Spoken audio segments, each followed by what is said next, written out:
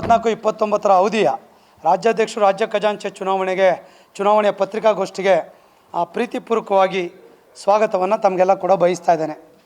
ತಮಗೆಲ್ಲ ಕೂಡ ಗೊತ್ತಿರುವ ಹಾಗೆ ಒಂದು ದೊಡ್ಡ ಚುನಾವಣೆ ಈ ವರ್ಷ 24ರಿಂದ 29 ಅವಧಿನಲ್ಲಿ ನಡೀತಾ ಇದೆ.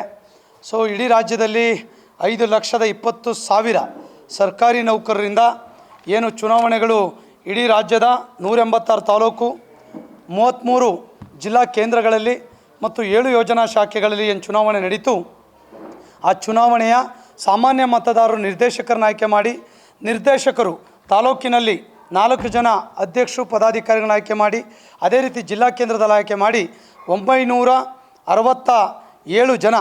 ಬೀದರ್ದು ಕೂಡ ಮೊನ್ನೆ ಒಂದು ಕೋರ್ಟ್ ಕೇಸ್ ಇತ್ತು, ನೆನ್ನೆ ಕ್ಲಿಯರ್ ಆಗಿದೆ. ಅಷ್ಟೂ ಜನ 967 ಜನ ಮತವನ್ನು ಹಾಕುವಂಥ ಒಂದು ವ್ಯವಸ್ಥೆ ಚುನಾವಣೆ ನಡೀತಾ ಇದೆ ಅನ್ನುವಂಥಕ್ಕಂಥ ಅಂಶವನ್ನು ತಮಗೆ ಹೇಳಲಿಕ್ಕೆ ಬಯಸ್ತೇನೆ. ಇದರ ವಿಶೇಷವಾಗಿ ಇವತ್ತು ನಾವು ಪತ್ರಿಕಾಗೋಷ್ಠಿ ಕರೆದಿರುವಂಥದ್ದು ಏನು ಕಳೆದ ಚುನಾವಣೆ ಪ್ರಾರಂಭಗಳಾಯಿತು, ಅದರೆಲ್ಲ ಇಡೀ ರಾಜ್ಯವನ್ನು ಪ್ರವಾಸವನ್ನು ಮಾಡಿದ್ದೇವೆ. ಅದ್ಭುತವಾಗಿರುವಂಥ ರೆಸ್ಪಾನ್ಸ್ ಸಿಕ್ಕಿದೆ. ಯಾಕೆ ರೆಸ್ಪಾನ್ಸ್ ಸಿಕ್ಕಿದೆ ಅಂದರೆ, ಕೇವಲ ಒಂದು ಸೆಂಟ್ರಲೈಸ್ ಆಗಿತ್ತು ಸಂಘಟನೆ. 2019ರಲ್ಲಿ ಮಧ್ಯ ಕರ್ನಾಟಕಕ್ಕೆ ಮೊದಲ ಅವಕಾಶ ಸಿಕ್ತು. ಎಲ್ಲೋ ಒಂದು ಕಡೆ ಆ ಭಾಗದವ್ರು ವಂಚಿತರಾಗಿದ್ದರು. ಇನ್ನು ಉತ್ತರ ಕರ್ನಾಟಕ, ಕಲ್ಯಾಣ ಕರ್ನಾಟಕದ ಪ್ರಶ್ನೆ ಇರಲಿಲ್ಲ. ಈ ಬಾರಿ ನಾವು ಮುಂದುವರೆದು ಯೋಚನೆಯನ್ನು ಮಾಡಿ ಒಂದು ಸ್ಥಾನವನ್ನು ಉತ್ತರ ಕರ್ನಾಟಕ, ಕಲ್ಯಾಣ ಕರ್ನಾಟಕ ಕೊಟ್ಟಿದ್ದೇವೆ. ಸುಮಾರು 50% ವೋಟ್ ಆ ಭಾಗದಲ್ಲಿದೆ. ಈ ಭಾಗ ಮಧ್ಯ ಕರ್ನಾಟಕ, ಬೆಂಗಳೂರಿಗೆ ನಾವು ರೆಪ್ರೆಸೆಂಟ್ ಮಾಡ್ತಾ ಇದ್ದೀವಿ. ಉತ್ತರ ಕರ್ನಾಟಕ, ಕಲ್ಯಾಣ ಕರ್ನಾಟಕಕ್ಕೆ ನಮ್ಮ ನಾಗರಾಜ್ ಜುಮ್ಮಣ್ಣನವರು ಖಜಾಂಚಿ ಸ್ಥಾನಕ್ಕೆ ಸ್ಪರ್ಧೆಯನ್ನು ಮಾಡ್ತಾ ಇದ್ದಾರೆ. ನಮ್ಮಲ್ಲಿ ಸಂಘಟನೆಯಲ್ಲಿ ತಮಗೆ ಗೊತ್ತಿದೆ, ರೀಜನ್, ರಿಲಿಜಿಯನ್, ಇಲಾಖೆ ಎಲ್ಲದೂ ಕೌಂಟ್ ಆಗ್ತದೆ. ರೀಜನ್ ಮೊದಲೆಲ್ಲ 2013 ನಾವು ಫಸ್ಟೆಲ್ಲ ಸಂಘಟನೆಗೆ ಬಂದಾಗ ಉತ್ತರ ಕರ್ನಾಟಕ ಸಂಘ ಮಾಡಬೇಕು ಅಂತ ಹೊರಟಂಥ ಚರ್ಚೆಗಳು ನಾವು ನೋಡ್ತಿದ್ವಿ. ಈಗ ಹಾಗಾಗಿಲ್ಲ. ಆ ಭಾಗಕ್ಕೆ ಕೂಡ ನ್ಯಾಯವನ್ನು ಕೊಡಬೇಕು, ಕೇವಲ ಒಂದೇ ಕಡೆ ಇರೋರು ಆಗಬಾರ್ದು ಅಂತೇಳಿ ಇವತ್ತು ನಾಗರಾಜ್ ಜುಮ್ಮಣ್ಣನವರು ಆರೋಗ್ಯ ಇಲಾಖೆಯಲ್ಲಿ ಸಹಾಯಕ ಆಡಳಿತಾಧಿಕಾರಿಯಾಗಿ ಕೆಲಸ ಮಾಡ್ತಾರೆ. 20 ವರ್ಷದಿಂದ ಸಂಘಟನೆಯಲ್ಲಿದ್ದಾರೆ. 3 ಬಾರಿ ಕೊಪ್ಪಳ ಜಿಲ್ಲಾಧ್ಯಕ್ಷ ಅವಿರೋಧವಾಗಿ ಆಯ್ಕೆಯಾಗಿದ್ದಾರೆ. ರಾಜ್ಯ ಸಂಘದ ಉಪಾಧ್ಯಕ್ಷರಾಗಿ ನನ್ನ ಜೊತೆ ಕೆಲಸ ಮಾಡಿದರು. ನಾನು ಕೂಡ 2 ಬಾರಿ ಜಿಲ್ಲಾಧ್ಯಕ್ಷ ಮತ್ತು 1 ಬಾರಿ ರಾಜ್ಯದ ಖಜಾಂಚಿ, 1 ಬಾರಿ ರಾಜ್ಯಾಧ್ಯಕ್ಷನಾಗಿ ಲೆಕ್ಕ ಪರಿಶೋಧನಾಧಿಕಾರಿಗೆ ಸ್ಟೇಟ್ ಅಕೌಂಟ್ಸ್ ಡಿಪಾರ್ಟ್ಮೆಂಟಲ್ಲಿ ಬೆಂಗಳೂರಲ್ಲಿ ಕೆಲಸ ಮಾಡ್ತಾಯಿದ್ದೀನಿ. ನಿಮ್ಗೆ ಗೊತ್ತಿರೋಂಥ ವಿಚಾರ. ನಾವಿಬ್ಬರು ಕೂಡ ಈ ಥರ ಮಧ್ಯ ಕರ್ನಾಟಕ, ಬೆಂಗಳೂರು ಈ ಭಾಗವನ್ನು ನಾನು ರೆಪ್ರೆಸೆಂಟ್ ಮಾಡಿದ್ರೆ, ಉತ್ತರ ಕರ್ನಾಟಕ, ಕಲ್ಯಾಣ ಕರ್ನಾಟಕವನ್ನು ಅವ್ರು ರೆಪ್ರೆಸೆಂಟ್ ಮಾಡ್ತಾರೆ. ಬಹುಶಃ ನಮ್ಮ ಎದುರಾಳಿಗಳಿಗೆ ಆ ಥರದ ಅವಕಾಶಗಳಿಲ್ಲ. ಕಲ್ಯಾಣ ಕರ್ನಾಟಕವನ್ನು ನಿರ್ಲಕ್ಷಿಸುವಂಥ ಕೆಲಸವನ್ನು ಹಿಂದೆ ಕೂಡ ಮಾಡ್ಕೊಂಬಂದು ಅವ್ರು ಮುಂದುವರಿಸಿದ್ರು. ಈಗ ಅವ್ರಿಗೆ ಮಾತಾಡುವಂಥ ನೈತಿಕತೆಗಳು ಅವ್ರಿಗಿಲ್ಲ ಅನ್ನೋದನ್ನು ಭಾಳ ಸ್ಪಷ್ಟವಾಗಿ ಹೇಳಲಿಕ್ಕೆ ಬಯಸ್ತೇನೆ. ಇವತ್ತು ನಾವು ಚುನಾವಣೆಯಲ್ಲಿ ನಿಂತಿರೋದು ಕಾಯಕ, ಸೇವೆ ಮತ್ತು ಪ್ರಾಮಾಣಿಕವಾಗಿ ನೌಕರರ ಕಣ್ಣೀರು ಒರೆಸೋ ಕೆಲಸವನ್ನು ಕಳೆದ 5 ವರ್ಷದಲ್ಲಿ ರಾಜ್ಯಾಧ್ಯಕ್ಷನಾಗಿ ಮಾಡಿರುವಂಥ ಕಾರಣಕ್ಕಾಗಿ ನಮ್ಮನ್ನು ಕೈ ಹಿಡಿತಾರೆ ಎನ್ನುವಂಥ 100ಕ್ಕೆ 100 ವಿಶ್ವಾಸ ಇದೆ. ಒಂದು ರೀಜನ್ ಆಯಿತು, ಇನ್ನೊಂದು ಇಲಾಖೆಗಳಾಯಿತು, ಇನ್ನೊಂದು ಕೇವಲ ನಾವು 1 ತಿಂಗಳು 2 ತಿಂಗಳಿಗೆ ಈಗ ಎದುರುಗಡೆ ಕ್ಯಾಂಡಿಡೇಟ್ ಥರ ನಾವು ಸಂಘಟನೆಗೆ ಬಂದವರಲ್ಲ. 30 ವರ್ಷದಿಂದ ಈ ಸಂಘಟನೆಯಲ್ಲಿ 25-30 ವರ್ಷದಿಂದ ಪ್ರಾಮಾಣಿಕವಾಗಿ ನಾವೆಲ್ಲ ಕೂಡ ಕೆಲಸ ಮಾಡಿರುವಂಥ ಪರಿಣಾಮವಾಗಿ ನಮಗೆ ಕೂಡ ವಿಶ್ವಾಸ ಇದೆ. ಮತ್ತು ಕಳೆದ 5 ವರ್ಷದಲ್ಲಿ ನಾವು ರಾಜ್ಯಾಧ್ಯಕ್ಷ ಆದಾಗ ಷಡಾಕ್ಷರಿ ಸರಿ ಇಲ್ಲಪ್ಪ, ಅದು ಮಾಡ್ಯಾರೆ, ಇದು ಮಾಡ್ಯಾರೆ, ಸ್ಪಂದಿಸಿಲ್ಲ, ಕೆಲಸ ಮಾಡಿಲ್ಲ, ಆದೇಶಗಳು ಮಾಡಿಸಿಲ್ಲ, ಕೈಗೆ ಸಿಗೋದಿಲ್ಲ, ಜಿಲ್ಲೆಗಳಿಗೆ ಪ್ರವಾಸ ಅಂತೂ ಬರೋದೇ ಇಲ್ಲ, ಇವರು 40 ವರ್ಷ ಆಗದೇ ಇರೋ ಕೆಲಸವನ್ನು ಇವ್ರು ಮಾಡೋಕ್ಕಾಗಲಿಲ್ಲ, ಇವರು ಅದೇ ಕತೆ ಎನ್ನುವಂಥ ಆಡಳಿತ ವಿರೋಧಿ ಅಲೆ ಇಡೀ ರಾಜ್ಯದ ಸಾಮಾನ್ಯ ನೌಕರರೆಲ್ಲ ತಾವು ಅದನ್ನು ಪರಿಶೀಲನೆ ಮಾಡ್ಕೊಳ್ಬೋದು. ಇದು ನಮ್ಮ ವಿಚಾರಗಳು. ಈ ಕಾರಣಕ್ಕಾಗಿ ಅವರೆಲ್ಲರೂ ಕೂಡ ನಮ್ಮನ್ನು ಬೆಂಬಲಿಸ್ತಾ ಇದ್ದಾರೆ ಅನ್ನೋಂಥದ್ದನ್ನು ಹೇಳಲಿಕ್ಕೆ ಬಯಸ್ತೇವೆ. ಈ ಸಂದರ್ಭದಲ್ಲಿ ಬಹುಶಃ 25 ಸರ್ಕಾರಿ ಆದೇಶಗಳನ್ನು ನಾವು ಮಾಡಿದ್ದೇವೆ. ನಿಮ್ಗೆ ಗೊತ್ತಿದೆ, ಭಾಳಷ್ಟು ಜನ ಇದೇ ತೊಗೊಳ್ಬೇಕಾದ್ರೆ ಸ್ಟ್ರೈಕ್ ಮಾಡಿದಾಗ 24 ಅವರ್ಸಲ್ಲಿ ಆದೇಶವನ್ನು ತೆಗೆದುಕೊಂಡ್ಬಂದು ಸ್ಟ್ರೈಕ್ ವಾಪಸ್ ಕೊಂಡಿದ್ದು ನಿಮ್ಮ ಮಾಧ್ಯಮದಲ್ಲಿದೆ. ಇತಿಹಾಸ ಅದು. ಸಾಧ್ಯ ಇರಲಿಲ್ಲ. ಸ್ಟ್ರೈಕ್ ಮಾಡಿ ಆದೇಶ ಹಿಡ್ಕೊಂಡ್ಬಂದಿದ್ದು ನಾವೇ ಮೊದಲು. ಯಾರೂ ಮಾಡಲಿಕ್ಕಾಗಿಲ್ಲ. ಸ್ಟ್ರೈಕ್ ಮಾಡೋರು, ಸರ್ಕಾರ ಮಾತುಕತೆ ಮಾಡೋದು, ಟೈಮ್ ತಗೊಳ್ಳೋರು, ಭರವಸೆ ಕೊಡೋರು. ನಮ್ದು ಯಾವುದೇ ಭರವಸೆ ಇಲ್ಲ. ಆದೇಶ ಸಿಗದೆ ಹೊರತು ನಾವು ಸ್ಟ್ರೈಕ್ ವಾಪಸ್ ತೊಗೊಂಡಿಲ್ಲ. ನಿಮಗೆ ಕೂಡ ರಾತ್ರಿ 3 ಗಂಟೆಗೆ ಇಲ್ಲೇ ಕೂಡ ತಾವು ಪ್ರೆಸ್ ಮೀಟನ್ನು ಮಾಡಿದ್ರೆ ತಾವು ನೋಡಿದ್ದೀರಾ. ಮಾರ್ಚ್ 1, 2023ರಲ್ಲಿ ಹಾಗೇ 7th ಪೇ ಕಮಿಷನ್ ಕೂಡ ತೊಗೊಳ್ಬೇಕಾದ್ರೆ ಡಿಲೇ ಆಗ್ತಾಯಿತ್ತು. ಮತ್ತು ಸರ್ಕಾರಕ್ಕೆ ನೋಟಿಸ್ ಕೊಟ್ಟು ಸ್ಟ್ರೈಕ್ ಹೋಗ್ತೀವಿ ಅಂದಾಗ 27.5% ಕೊಟ್ಟಿದ್ದು ಕೂಡ ಒಂದು record. 28 ಆದೇಶಗಳು, IR ಕೊಡಿಸಿದ 17%, 27.50 7th pay commission ಕೊಡೋದು ಗೊತ್ತಿದೆ. ಇದೆಲ್ಲದರ ನಡುವೆ ಇನ್ನೂ ಕೂಡ ಸಾಕಷ್ಟು ಕೆಲಸಗಳಾಗಿದೆ ಸಂಘಟನೆಯಲ್ಲಿ. ಪ್ರತಿ ತಾಲೂಕಿನಲ್ಲಿ ನಾನು ಅಧ್ಯಕ್ಷನಾದ ಮೇಲೆ 86 ಕೋಟಿ ಫಂಡನ್ನು ಸರ್ಕಾರದಿಂದ ತಂದು ತಾಲೂಕಿನ ಕಟ್ಟಡಗಳು, ಜಿಲ್ಲೆಯ ಕಟ್ಟಡಗಳು, ಯಾಕೆ ಬೆಂಗಳೂರು ಸರ್ಕಾರಿ ನೌಕರ ಭವನ ಹೆಂಗಿತ್ತು, ಈಗ ಹೆಂಗಾಗಿದೆ ಗೆಸ್ಟ್ ಹೌಸ್, ಆಡಿಟೋರಿಯಂ, ಆಫೀಸ್ ಅಂದರೆ ಸರ್ಕಾರದ ಹಣದಲ್ಲಿ ಈ ಥರ ಮಾಡೋ ಕೆಲಸವನ್ನು ತಾಲೂಕು ಜಿಲ್ಲೆ ಸಂಘಟನೆಗಳನ್ನು ಕಟ್ಟೋ ಕೆಲಸಗಳನ್ನು ಮಾಡಿದ್ದೇವೆ. ಅದ್ರ ಜೊತೆ ತಾಲೂಕಿನಲ್ಲಿ ಏನು 4 ವೋಟರ್ಸ್ ಇದ್ದಾರೆ, ಮೊದಲು ಇಬ್ಬರೇ ವೋಟರ್ಸ್ ಇದ್ದರು ತಾಲೂಕಲ್ಲಿ. ಯಾವಾಗ ನಾನು 2019 ಚುನಾವಣೆಯಲ್ಲಿ ನಾನು ನಿಂತಾಗ ಅವಾಗ 522 ಜನ ವೋಟರ್ಸ್ ಇದ್ದರು ಲಾಸ್ಟ್ ಟೈಮ್ ನಾನು ಗೆದ್ದಾಗ. ಇವತ್ತು ನಾವು ಅದನ್ನೆಲ್ಲ ದ್ವಿಗುಣಗೊಳಿಸಿದ್ದೇವೆ. ಪ್ರತಿ ತಾಲೂಕಿನಲ್ಲಿ 2 ಓಟನ್ನು ಹೆಚ್ಚಿಗೆ ಮಾಡಿದ್ದೇವೆ. ಈ ವರ್ಷ 2022ರಲ್ಲಿ ಬೈಲಾ ತಿದ್ದುಪಡಿ ಬಂದು ತಾಲೂಕಿನ ಕಾರ್ಯದರ್ಶಿ ಖಜಾಂಚಿನೂ ಕೂಡ ರಾಜ್ಯದ ಅಧ್ಯಕ್ಷ ಚುನಾವಣೆಗೆ ಓಟ್ ಹಾಕಬೇಕು ಅಂತೇಳಿ ಮಾಡಿದ್ದೇವೆ. ಅವರು ಈ ಬಾರಿ ತೀರ್ಮಾನ ಮಾಡಿದ್ದಾರೆ.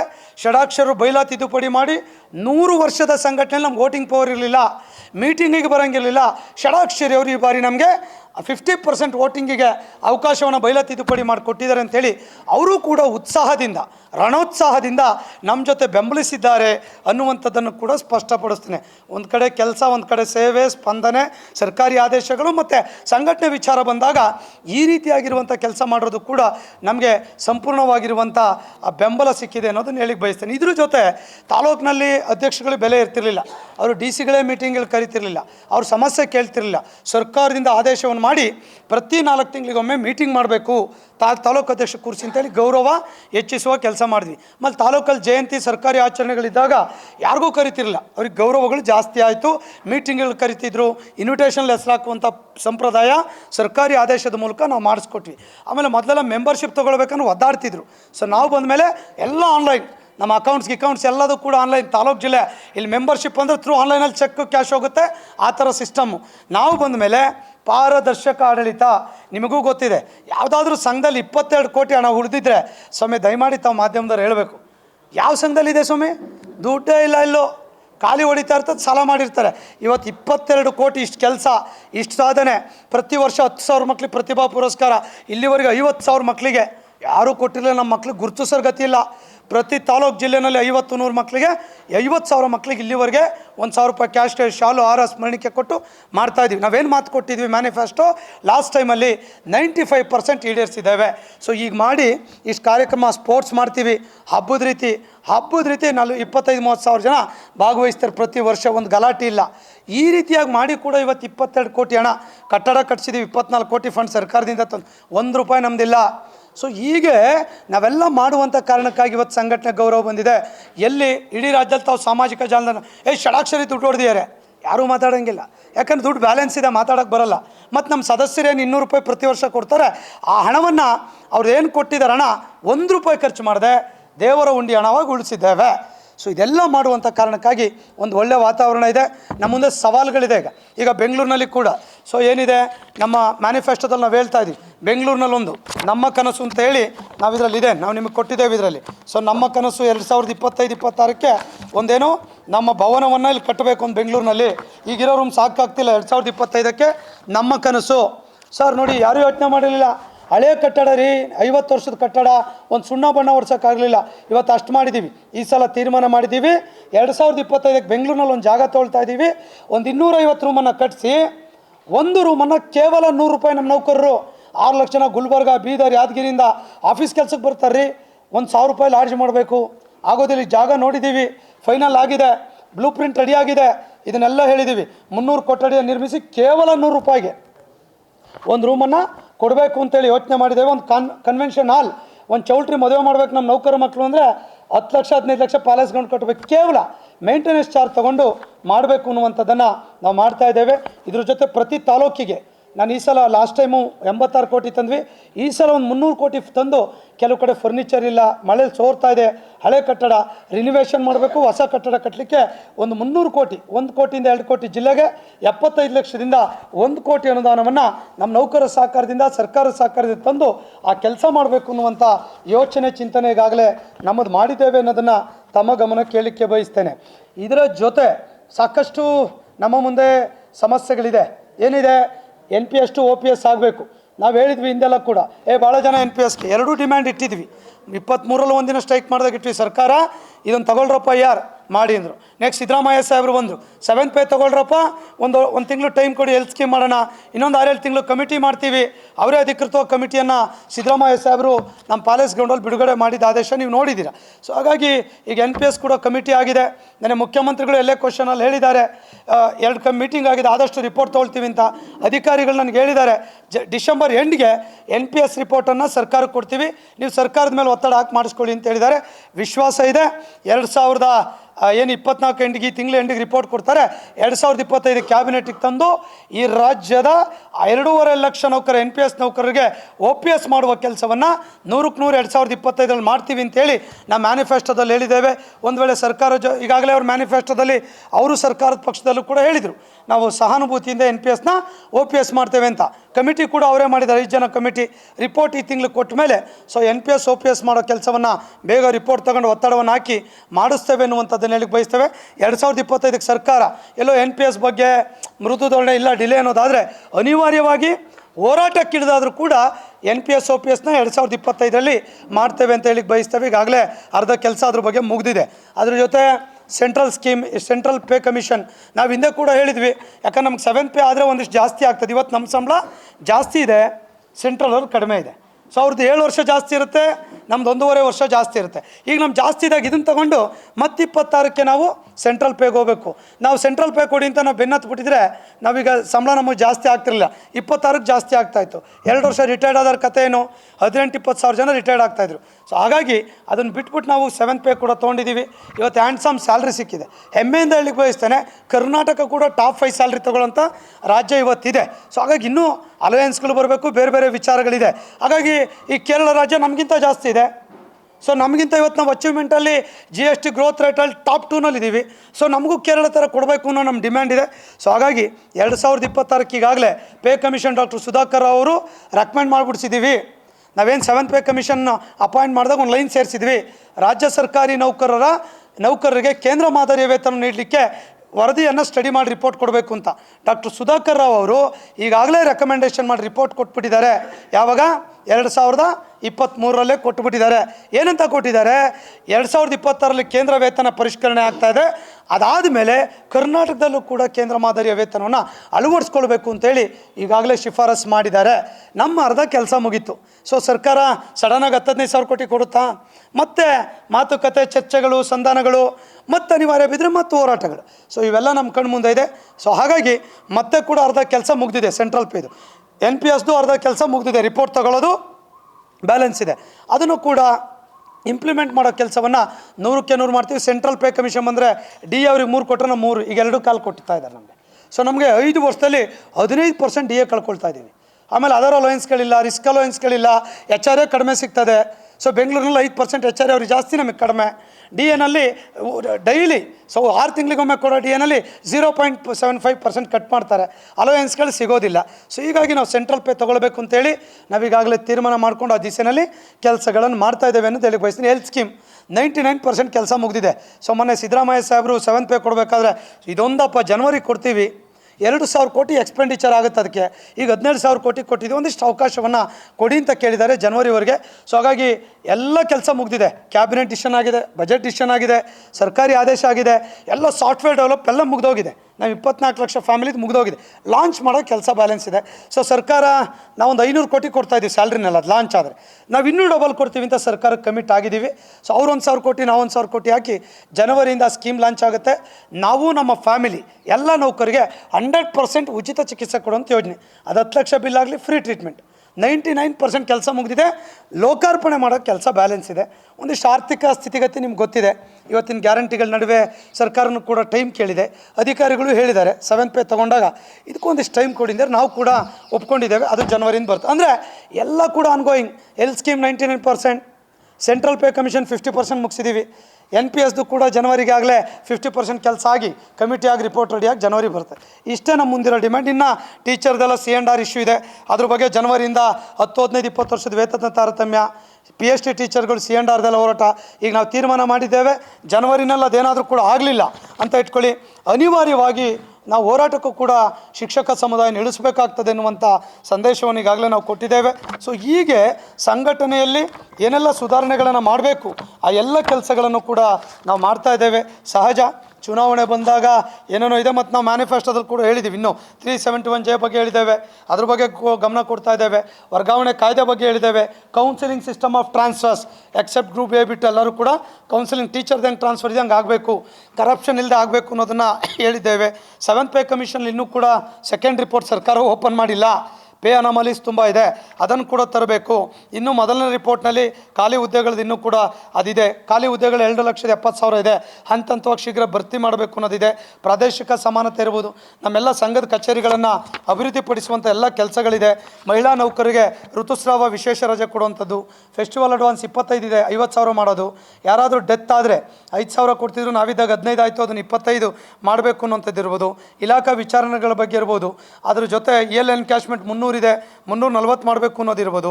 ದೂರುಗಳ ಮೇಲೆ ಯಾರ್ಯಾರು ತಂದು ಇದು ಮಾಡ್ತಾರೆ ಅವನು ನಿರ್ದೋಷಿ ಅಂತ ಗೊತ್ತಾರೋರ ಮೇಲೆ ಕ್ರಮ ಕೈಗೊಳ್ಳಬೇಕು ಅನ್ನುವಂಥ ಕಾನೂನು ತರೋದಿರ್ಬೋದು. ಕುಂದುಕೊರತೆ, ಕೌನ್ಸಿಲಿಂಗ್ ಸಿಸ್ಟಮು, C&R ಬಗ್ಗೆ ಇರ್ಬೋದು. ಇನ್ನಿತರ ಇಲಾಖಾ ವೃಂದ ನೇಮಕಾತಿ ನಿಯಮಗಳನ್ನು ತಿದ್ದುಪಡಿ ಮಾಡುವಂಥದ್ದು, ಈ ಥರದ ಸಾಕಷ್ಟು ಕೆಲಸಗಳನ್ನು ಇವತ್ತು ನಮ್ಮ ಸಂಘಟನೆ ಮಾಡ್ತಿದೆ. ವಿಶೇಷವಾಗಿ ನಾವೀ ಸಲ ಒಂದು ಹೊಸ ಮ್ಯಾನಿಫೆಸ್ಟೋದಲ್ಲಿ ಕೂಡ ಇಟ್ಟಿದ್ದೀವಿ. ನೋಡಿದ್ರೆ ಪ್ರತಿ ವರ್ಷ ಡೈರಿ ಕ್ಯಾಲೆಂಡರ್ಗಳನ್ನ 6 ಲಕ್ಷ ನೌಕರಿಗೆ, ಯಾವುದಾದ್ರೂ ಸಂಘದಲ್ಲಿ ನೋಡಿ ಸ್ವಾಮಿ, ಪ್ರತಿಭಾ ಪುರಸ್ಕಾರ ಪ್ರತಿ ವರ್ಷ 15,000 ಮಕ್ಕಳಿಗೆ ಯಾವುದಾದ್ರೂ ಆರ್ಗನೈಸೇಷನ್ ಕೊಟ್ಟಿದೆಯಾ ನೋಡಿ. ಅದೇನಾದರೂ ಇದ್ದರೆ ಲಾಸ್ಟ್ ಟೈಮ್ ಮ್ಯಾನಿಫೆಸ್ಟೋದಲ್ಲಿ ಹೇಳಿದ್ವಿ, ಪ್ರತಿ ವರ್ಷ 2 ಕೋಟಿ ಹಣ ಖರ್ಚು ಮಾಡಿ ಕಾರ್ಯಕ್ರಮ ಮಾಡ್ತಿದ್ವಿ. ಒಂದು ಅದ್ಭುತವಾಗಿರೋ ರೆಸ್ಪಾನ್ಸ್. ಈ ಸಲ ನಾವು ಹೇಳಿದ್ದೇವೆ 6 ಲಕ್ಷ ನೌಕರಿಗೆ ನಮ್ಮ ತಾಲೂಕುಗಳ ಮೂಲಕ ಪ್ರತಿ ಜನವರಿಲಿ ಡೈರಿ ಕ್ಯಾಲೆಂಡರ್ ಕೊಡಬೇಕು. ಒಂದು ಸಂಘಟನೆ ಈ ತೀರ್ಮಾನ. ಯಾರಾದರೂ ಎಂಪ್ಲಾಯ್ ಡೆತ್ ಆದರೆ KSRTCನಲ್ಲಿ ಒಂದು ಹೊಸ ಯೋಜನೆ ತಂದಿದ್ದಾರೆ. ಯಾರಾದರೂ ಆನ್ ಡ್ಯೂಟಿನಲ್ಲಿ ಡೆತ್ ಆದರೆ 1 ಕೋಟಿ ಚೆಕ್ ಕ್ರಿಮಿಯೇಷನ್ ಮುಂಚೆ ಅದನ್ನು ನಮ್ಮ ಸ್ಯಾಲ್ರಿಯಲ್ಲಿ ಆಗಬೇಕು, ವಿತೌಟ್ ಪ್ರೀಮಿಯಮ್ ಇನ್ಶೂರೆನ್ಸ್ ಸಿಕ್ಕಿದೆ. ಅದು ನಮ್ಮ ಸರ್ಕಾರಿ ನೌಕರಿಗೆ ಎಕ್ಸ್ಟೆನ್ಷನ್ ಮಾಡಲಿಕ್ಕೆ ಈಗಾಗಲೇ ಫೈಲ್ ಮೂವ್ ಮಾಡಿದ್ದೀವಿ. ಸರ್ಕಾರ ಕೂಡ ಒಪ್ಕೊಳ್ತದೆ 1 ಕೋಟಿ ಪರಿಹಾರ ಯೋಜನೆ. ಆಮೇಲೆ ನಮ್ಮದೆಲ್ಲ MBBS BE ಎಲ್ಲ ಓದಬೇಕಾದ್ರೆ ಒಂದು ರಿಸರ್ವೇಷನ್ ಮಿನಿಮಮ್ ಗೌರ್ಮೆಂಟಲ್ಲಿ ಒಂದು ಪರ್ಸೆಂಟೇಜ್ ಕೊಡಬೇಕು ಅನ್ನೋದಿರ್ಬೋದು. ಆಮೇಲೆ ಕೆನೆಪದ್ರ ಕ್ರಿಮಿಲೇಯರ್ ಲೆವೆಲ್ ಇದೆ, 8 ಲಕ್ಷ ಇತ್ತು, ಇವತ್ತು ಪೇ ಕಮಿಷನ್ ಆಗಿ ಸಂಬಳ ಜಾಸ್ತಿ ಆಗಿದೆ, ಎಲ್ಲರೂ 10 ಲಕ್ಷ ಕ್ರಾಸ್ ಆಗಿದ್ದಾರೆ, ಅದನ್ನು 15 ಲಕ್ಷ ಕೊಡಬೇಕು ಅನ್ನೋಂಥದ್ದು. ಈ ಥರದ ಇಟ್ಕೊಂಡು ಇವತ್ತು ನಾವು ನವಮನ್ವಂತರದ ಮುಂದಣ ಹೆಜ್ಜೆ ಅಂತೇಳಿ ಮ್ಯಾನಿಫೆಸ್ಟೋ ಇಟ್ಕೊಂಡು ಹೋಗ್ತಾ ಇದ್ದೀವಿ. ಬಹುಶಃ ನೀವು ಕಂಪೇರ್ ಮಾಡಿ ಮಾಧ್ಯಮದವರು ಮ್ಯಾನಿಫೆಸ್ಟೋ ನೋಡಿ, ಪ್ರತಿ ತಿಂಗಳು ಸಂಬಳ ಕೊಡ್ತೀವಿ ನಾವು, ಮ್ಯಾನಿಫೆಸ್ಟೋ ಅಲ್ಲ. 2019ರಲ್ಲಿ ಆದೇಶ ಮಾಡಿಸಿ ಎಲ್ರಿಗೂ ಮೊದಲ ವಾರದಲ್ಲಿ ಸಂಬಳ ಕೊಡಬೇಕು ಅಂತ ಕಾನೂನು ತಂದಿದ್ದು ನಾವುಗಳು. ವಿಧಾನಸೌಧ ಒಳಗೆ ನೌಕರರು ಹೋಗೋಕ್ಕೆ ಸಾಧ್ಯ ಇರಲಿಲ್ಲ. ನಾನು ಕೂಡ ಬಲಿಪಶು ಆಗಿದ್ದೆ. 2019 ಆದೇಶ ಮಾಡಿಸಿ ಪೊಲೀಸ್ ಕಮಿಷನಿಂದ ಯಾವುದೇ government official on duty hours ಯಾರೋ ಬರ್ತಾನೆ ಶಿವಮೊಗ್ಗದಿಂದ ಫೈಲ್ ಕೊಡೋಕೆ ಬರ್ತಾನೆ, 4 ಗಂಟೆವರೆಗೆ ಕಾಯೋಕ್ಕಾಗಲ್ಲ. ಸೊ ಅವನಿಗೆ ID ಕಾರ್ಡ್ ತೋರಿಸಿದ್ರು ಒಳಗೆ ಬಿಡಬೇಕು ಅಂತ ಕಾನೂನು ತಂದರೆ ನಾವು ಇವೆಲ್ಲ ಈ ಥರದ 40-50 ಆದೇಶಗಳನ್ನು ಮಾಡಿಸಿದ್ದೇವೆ. ಮುಂದೆ ಕೂಡ ಲಾಸ್ಟ್ ಟೈಮ್ ಚುನಾವಣೆಗೆ ಹೋದಾಗ ಹೊಸ ಮನ್ವಂತರದತ್ತ ವಿಕಾಸಶೀಲ ಹೆಜ್ಜೆಗಳು ಬದಲಾವಣೆಗೆ ಕೈ ಜೋಡಿಸಿ ಅಂತ ಹೊರಟ್ವಿ. ಈ ಸಲ ಹೊಸ ಮನ್ವಂತರ ಆಗೋಗಿದೆ, ಈಗ ನವಮನ್ವಂತರದಲ್ಲಿದ್ದೇವೆ. ಮುಂದಣ ಹೆಜ್ಜೆ ಏನು? Central pay, NPS to OPS, health scheme, C&R ಅಷ್ಟೇ. ಇಷ್ಟೇ ನಮ್ಮ ಮುಂದಿರೋ ಡಿಮ್ಯಾಂಡು. ಇನ್ನು ಇಲಾಖೆ ಸಣ್ಣ ಪುಟ್ಟ ಸಮಸ್ಯೆಗಳಿರ್ತವೆ, ಅವೆಲ್ಲ ಹಂತವಾಗಿ ಆಗ್ತದೆ. ಆ ಮುಂದಣ ಹೆಜ್ಜೆಗಳು ಈಡೇರ್ಸೋಕ್ಕೆ ನಮ್ಮೊಂದಿಗೆ ಕೈ ಜೋಡಿಸಿ ಅಂತೇಳಿ ಇಡೀ ರಾಜ್ಯದಲ್ಲಿ ಹೊರಟಿದ್ದೇವೆ. ಸೊ ಒಂದು ಅದ್ಭುತವಾಗಿರುವಂಥ ರೆಸ್ಪಾನ್ಸ್ ಇದೆ, ವಿಶ್ವಾಸ ಇದೆ, ಎಲ್ಲದೂ ಇದೆ. ಸಹಜ ಯಾರ್ಯಾರ ಶಕ್ತಿ ಏನೇನಿದೆ ಗೊತ್ತಿದೆ ನಿಮಗೆ. ಹಣಬಲ, ತೋಳುಬಲ, ಬೇರೆ ಬಲಗಳು ನಮ್ಮ ಹತ್ರ ಇಲ್ಲ. ನಮ್ಮ ಹತ್ರ ಇರೋದು ಒಂದೇ ಬಲ, ನಮ್ಮ ಸೇವಾ ಬಲ ಅಷ್ಟೇ. ಕಾಯಕ ಬಲ, ಸ್ಪಂದನಾ ಬಲ, ಮತ್ತು ಹೆಗಲ ಮೇಲೆ ಕೈ ಹಾಕಿ ಅವ್ನು ಟೇಬಲ್ ಗುದ್ದಿ ಅವ್ನು ಕೆಲಸ ಮಾಡಿ ನ್ಯಾಯ ಕೊಡಿಸೋ ಬಲ ನಮ್ಮ ಶಕ್ತಿ ಇದೆ. ಹಾಗಾಗಿ ಯಾವುದೇ ಒತ್ತಡ ಆಮಿಷಗಳು ಇವತ್ತು ಮಾಡ್ತಾ ಇರೋದು ನಿಮಗೆಲ್ಲ ಕೂಡ ಗೊತ್ತಿರೋಂಥ ವಿಚಾರ. ಆ ಒತ್ತಡ ಆಮಿಷಗಳಿಗೆ ಪ್ರಜ್ಞಾವಂತ ನಮ್ಮ ಚುನಾಯಿತ ಪ್ರತಿನಿಧಿಗಳು ಈಲ್ಡ್ ಆಗಲ್ಲ ಅನ್ನೋದನ್ನು ಭಾಳ ಸ್ಪಷ್ಟವಾಗಿ ಹೇಳ್ತೀನಿ. ಯಾಕಂದರೆ ಲಾಸ್ಟ್ ಟೈಮ್ ಕೂಡ ನಂಗೆ ಅನುಭವಕ್ಕೆ ಬಂದಿದೆ, ಆ ಥರದ್ದೆಲ್ಲ ನಡೀತು. ನಾನು ಲಾಸ್ಟ್ ಟೈಮ್ ಏನೂ ಇಲ್ಲ, ಅವ್ರು ಸಾಮಾನ್ಯ ನೌಕರನಾಗಿ ಚುನಾವಣೆಗೆ ನಿಂತಾಗ ಬದಲಾವಣೆ ಕೈ ಜೋಡಿಸಿದ್ರು. ಕಳೆದ 5 ವರ್ಷ ಆಡಳಿತ ವಿರೋಧಿ ಅಲೆ ಇಲ್ಲದೆ ನಾವು ಕೆಲಸ ಮಾಡಿದ್ದೀವಿ. ಸೊ ಎದುರುಗಡೆನೂ ವಿಶ್ವಾಸ ತೊಗೊಂಡಿದ್ವಿ. ಇವರು ಆಪೋಸಿಷನ್ ಟೀಮಲ್ಲಿದ್ದರು ಕಳೆದ ಬಾರಿ. ಸೊ ನಾವು ಒಟ್ಟಿಗೆ ತೊಗೊಂಡ್ವಿ ಸಂಘಟನೆಯಲ್ಲಿ. ಇದು ಯಾಕಂದರೆ ಇದು ರಾಜಕೀಯ ಪಕ್ಷ ಅಲ್ಲ, ನಮ್ಮದು ನಾನ್ ಪೊಲಿಟಿಕಲ್ ಆರ್ಗನೈಸೇಷನ್. ಹಾಗಾಗಿ ಒಟ್ಟಿಗೆ ತೆಗೆದುಕೊಂಡು ಹೋಗೋದ್ರಿಂದ ಸೊ ಖಂಡಿತ ನಾವು ಯಶಸ್ಸನ್ನು ಸಾಧಿಸ್ತೇವೆ. 100ಕ್ಕೆ 100 ವಿಶ್ವಾಸ ಇದೆ. ಇಡೀ ರಾಜ್ಯದ ಪ್ರತಿ ಜಿಲ್ಲೆ ವಿಸಿಟ್ ಮಾಡಿದ್ದೀವಿ, ಪ್ರತಿ ತಾಲೂಕಿಗೆ ಹೋಗಿದ್ದೀವಿ. 100% ಅಟೆಂಡೆನ್ಸ್. ಬಹುಶಃ ನಮ್ಮ ಎದುರುಗಾಳಿಗಳಿಗೆ ಒಂದು 8 ಜಿಲ್ಲೆಗೆ ಅಲೋ ಕೂಡ ಮಾಡಿಲ್ಲ, ಸಭೆ ಮಾಡೋಕ್ಕೆ ಬಿಟ್ಟಿಲ್ಲ. ಇದು ನಡೆದ ಸತ್ಯಗಳು. ಜಿಲ್ಲೆ ಹೆಸರು ಹೇಳ್ತೀನಿ ಬೇಕಾರೆ, ಗದಗ ಇರಲಿ, ವಿಜಯಪುರ ಇರಲಿ, ಬೀದರ್ ಇರಲಿ, ದಕ್ಷಿಣ ಕನ್ನಡ ಇರಲಿ, ಆಮೇಲೆ ಉಡುಪಿ ಇರಲಿ, ಉತ್ತರ ಕನ್ನಡ ಇರಲಿ, ಶಿರ್ಸಿ ಶೈಕ್ಷಣಿಕ ಜಿಲ್ಲೆ, ಸಾಧ್ಯ ಇಲ್ಲ. ಇನ್ನು ಉಳಿದಂತೆ ಅವರು ಹೋಗಿದ್ದಾರೆ ಇಲ್ಲ ಅಂತ. ನಾವೆಲ್ಲೂ ಕೂಡ ಫೋನ್ ಮಾಡಿಲ್ಲ, ವಾಲಂಟಿಯರಾಗಿ ಬಂದು ನಮ್ಮ ಜೊತೆ ಚರ್ಚೆ ಮಾಡಿ ಅವ್ರ ಸಲಹೆಗಳನ್ನು ತಗೊಂಡು ಇವತ್ತು ಮ್ಯಾನಿಫೆಸ್ಟೋ ಬಿಡುಗಡೆ ಮಾಡಿದ್ವಿ. ನಾವು ಸಲಹೆ ತೊಗೊಂಡು ಇವತ್ತು ಮ್ಯಾನಿಫೆಸ್ಟೋ ಟೂರ್ ಮುಗಿಸಿ ಅವರೆಲ್ಲ ಅಭಿಪ್ರಾಯಗಳನ್ನು ಸಂಗ್ರಹಿಸಿ ನಾವು ಮ್ಯಾನಿಫೆಸ್ಟೋ ಮಾಡಿದ್ದೀವಿ. ಇದು ನಮ್ಮ ಮ್ಯಾನಿಫೆಸ್ಟೋ, ಮೊದಲೇ ನಾವು ಬಿಡುಗಡೆ ಮಾಡಿಲ್ಲ, ಯಾಕಂದರೆ ಪ್ರಾಕ್ಟಿಕಲಾಗಿರಬೇಕು ಅಂತೇಳಿ ಮಾಡಿದ್ದೇವೆ ಅನ್ನೋದನ್ನು ಹೇಳ್ತಾ, ಬಹುಶಃ ಒಂದು ಅದ್ಭುತವಾಗಿರುವಂಥ 971 ಮನೆ ಬೀದರ್ನಲ್ಲೂ ಕೂಡ ಎಲೆಕ್ಷನ್ ಇದಾಗಿತ್ತು. ಸೊ ಅದು ಕೂಡ ಇವತ್ತು ಸೇರಿಕೊಂಡಿದೆ. ಒಂದು ಅದ್ಭುತವಾಗಿರುವಂಥ ರೆಸ್ಪಾನ್ಸ್ ಇದೆ. ಚುನಾವಣೆ ಬಂದಾಗ ಟೀಕೆ ಟಿಪ್ಪಣಿ ಸಹಜ. ನಾನು ಇದುವರೆಗೂ ಯಾವುದೇ ನೀವು ಸೋಷಿಯಲ್ ಮೀಡಿಯಾದಲ್ಲಿ ನೋಡಿದ್ರೆ ಯಾರ ಬಗ್ಗೆ ಟೀಕೆ ಇಲ್ಲ. ನನ್ನ ವರ್ತಮಾನ ಏನು, ಇತಿಹಾಸ ಏನು ಸಂಘಟನೆದು, ಇವತ್ತಿನ ವರ್ತಮಾನ ಕೆಲಸ ಏನು, ಮುಂದಿನ ಭವಿಷ್ಯ ಏನು, ಇಷ್ಟೇ ಹೇಳಿದೆ. ಅವ್ರು ಯಾವ ಭವಿಷ್ಯನೂ ಹೇಳ್ತಿಲ್ಲ, ಬರೀ ಟೀಕೆಗಳು. ಹಂಗೆ ಹಿಂಗೆ ಸರ್ವಾಧಿಕಾರಿ, ಯಾವ ಸರ್ವಾಧಿಕಾರಿ? ಇಲ್ಲಿ ಸರ್ಕಾರಿ ನೌಕರ ಸಂಘದಲ್ಲಿ ಒಳ್ಳೆ ವಾತಾವರಣ ನಿರ್ಮಾಣ ಮಾಡಬೇಕು, ಶಾಂತಿ ವಾತಾವರಣ. ನಮ್ಮ ಸಂಘದಲ್ಲೇನು ಒಂದು 25 FIR ಆಗಿದ್ದಾವ? ತಾವು ಬೆಂಗಳೂರಲ್ಲಿದ್ದೀರಾ? ಏನು ಮರ್ಡರ್ಗಳಾಗಿದ್ದಾವ? ಏನೂ ಇಲ್ಲ ರೀ. ಸುಮ್ಮನೆ ಎಲ್ಲ ಒಂದು ಆ ಥರ ಹೇಳೋದು ಸಹಜ. ನಾವು ಸ್ವಲ್ಪ ಪ್ರಾಮಾಣಿಕತೆಗೆ ಸ್ವಲ್ಪ ಹೆಚ್ಚು. ಯಾರೇ ದುಡ್ಡು ಹೊಡಿತಾನೆ ಅಂದರೆ ಆ ತಾಲೂಕಿರಲಿ ಜಿಲ್ಲೆ ಇರಲಿ ನಿರ್ದಾಕ್ಷಿಣ್ಯವಾಗಿ ಕಿತ್ತಾಕ್ತೀವಿ. ಅದು ನಮ್ಮ ಸರ್ವಾಧಿಕಾರಿತನ. ನಾನು ತಿನ್ನಂಗಿಲ್ಲ, ನೀನು ತಿನ್ನಂಗಿಲ್ಲ, ಇದು ಸಂಘಟನೆ. ಸೊ ಇದಷ್ಟೇ ಬಿಟ್ಟರೆ ಬೇರೆ ಏನಿಲ್ಲ. ರಾಜ್ಯದ ನೌಕರರು ಒಂದು ವಿಶ್ವಾಸದಿಂದ 27ನೇ ತಾರೀಕು ರಿಸಲ್ಟ್ನ ನೋಡ್ತಾ ಇದ್ದಾರೆ. ಸೊ 100ಕ್ಕೆ 100 ಫಲಿತಾಂಶ ನಮ್ಮ ಪರವಾಗಿ ಬರುತ್ತೆ. ನಾನು ಯಾವುದೇ ವಿಚಲಿತ ಪ್ರಶ್ನೆ ಇಲ್ಲ, ಹಂಗಾಗುತ್ತೆ ಹೆದರ್ಕೊಳ್ಳೋ ಪ್ರಶ್ನೆ ಇಲ್ಲ. ಎಲ್ಲ ಶಕ್ತಿಗಳು ಕೂಡ ಕೆಲಸ ಮಾಡ್ತಾಯಿದೆ. ಆದರೆ ನೌಕರರ ಶಕ್ತಿ ನಮ್ಮ ಜೊತೆ ಇದೆ, ಸಾಕಷ್ಟೇ. ನನಗೆ ಆ ಶಕ್ತಿ ನನಗೆ ಫಲಿತಾಂಶದ ಮೂಲಕ ಉತ್ತರವನ್ನು 27ನೇ ತಾರೀಕು 5ರಿಂದ 6 ಗಂಟೆಗೆ ಕಬ್ಬನ್ ಪಾರ್ಕಲ್ಲಿ ನಮ್ಮ ಸಂಘದ ಏನು ಕಚೇರಿಯಲ್ಲಿದೆ, ಅಲ್ಲಿ ಉತ್ತರದ ಮೂಲಕ ಕೊಡ್ತದೆ ಅನ್ನೋದನ್ನು ಈ ಸಂದರ್ಭದಲ್ಲಿ ತಮಗೆ ಹೇಳಲಿಕ್ಕೆ ಬಯಸ್ತೇನೆ. Thank you sir. ವಿರೋಧ ಆಗಿದೆ. 13 ಜಿಲ್ಲೆನೂ ನಮ್ಮ ಟೀಮೇ ಸರ್. 13 ಜಿಲ್ಲೆನೂ ಕೂಡ ವಿರೋಧ ಆಗಿದೆ, ನಮ್ಮ ಟೀಮು. ನನ್ನ ರಾಜ್ಯಾಧ್ಯಕ್ಷರು ಖಜಾಂಚಿ ಕ್ಯಾಂಡಿಡೇಟ್ ಆಯ್ಕೆ ಮಾಡಿದ್ದು ನಾವು ಸ್ವಯಂ ಘೋಷಣೆಯಿಂದ ನಾವು ಚುನಾವಣೆಯಲ್ಲಿ ನಿಲ್ಲಬಾರ್ದು ಅಂತಲೇ ಇದ್ದಿದ್ದು. ನಮ್ಮನ್ನು ಆಯ್ಕೆ ಮಾಡಿದ್ದು ಯಾರು ಅಂದರೆ 26 ಜನ ಜಿಲ್ಲಾಧ್ಯಕ್ಷರು. ಬೆಂಗಳೂರಿನಲ್ಲಿರುವಂಥ 102ರಲ್ಲಿ 92 ಜನ ಅವರು ನಿಲ್ಲಕ್ಕೆ ಮಾತ್ರ ಅರ್ಹತೆ ಇದೆ. 102 ಜನ ಪ್ಲಸ್ 33 ಜನ ಜಿಲ್ಲಾಧ್ಯಕ್ಷಗಳು. ಅದರಲ್ಲಿ 26 ಜನ ಜಿಲ್ಲಾಧ್ಯಕ್ಷರು ಪ್ಲಸ್ ಬೆಂಗಳೂರಿನ 92 ಜನ 102ರಲ್ಲಿ. ಸೊ ಅವರು ಆಯ್ಕೆ ಮಾಡಿದ್ದು. ಇಲ್ಲ ನೀವೇ ನಿಂತ್ಕೋಬೇಕು ಅಂತೇಳಿ ಸರ್ವಸಮ್ಮತ ನಾವೇ ನಿಂತ್ಕೋತೀವಿ ಅಂತ ನಾವು ಘೋಷಣೆ ಮಾಡಿಲ್ಲ. ತಮ್ಮ ಪೇಪರ್ನಲ್ಲೂ ಬಂದಿದೆ. ಅವ್ರು ನಿಲ್ಲಿಸಿದ್ರೆ ನಾವು ನಿಲ್ತೀವಿ, ಯಾಕಂದರೆ ಅವ್ರ ಅಭಿಪ್ರಾಯಕ್ಕೆ ನಾವು ಮನ್ನಣೆ ಕೊಡಬೇಕು. ನಾವು ಸ್ವಯಂ ಘೋಷಿತ ನಾಯಕರಲ್ಲ. ಅದಾದಮೇಲೆ 700 ಜನ ಎದುರುಗಡೆ ಭಾನುವಾರ 5ನೇ ತಾರೀಕು ನಮ್ಮ ಕ್ಯಾಪಿಟಲ್ ಹೋಟ್ಲಲ್ಲಿ ಮೀಟಿಂಗ್ ಕರೆದ್ವಿ. ಅವರೆಲ್ಲರೂ ಅದಕ್ಕೆ ಇಡೀ ರಾಜ್ಯದಿಂದ 700 ಜನ ಬಂದು ಅವರು ಅದಕ್ಕೆ ಅನುಮೋದನೆಯನ್ನು ಕೊಟ್ಟ ಮೇಲೆ ನಾವು ಕ್ಯಾಂಡಿಡೇಟಾಗಿ ನಾಮಿನೇಷನ್ ಮಾಡಿದ್ದು. ಇದು ನಿಮ್ಗೆ ಗೊತ್ತಿರಲಿ. ನಾವೇ ಸ್ವಯಂ ಘೋಷಣೆಯಿಂದ ನಾಮಿನೇಟ್ ಮಾಡಿದಾರಲ್ಲ, ಸೂಚಕರವರು, ಅನುಮೋದಕರವರು. ಸೊ ಅವ್ರ ತೀರ್ಮಾನದಿಂದ ನಾವು ಗೆದ್ದಿದ್ದು. ಬೆಂಗಳೂರಿನಲ್ಲೂ ಕೂಡ 38 ಸೀಟ್ ಅವಿರೋಧ ಆಯ್ತು ನಮ್ಮ ಟೀಮೇ. ಅದ್ರಾಗ 2 ಸೀಟ್ ಆಪೋಸಿಟು 38, 92 ಜನ 102ರಲ್ಲಿ ಬೆಂಗಳೂರು. ನಾನು ಲಾಸ್ಟ್ ಟೈಮ್ ಚುನಾವಣೆ ನಿಂತಾಗ 12 ಓಟ್ ನಂಗೆ ಬೆಂಗಳೂರಲ್ಲಿ ಬಂದಿತ್ತು ಅಷ್ಟೇ. 10ರಿಂದ 12 ಓಟ್ ನಂಗೆ ಅಷ್ಟೇ. ಇವತ್ತು ವರ್ಷ ಆಗಿದೆ.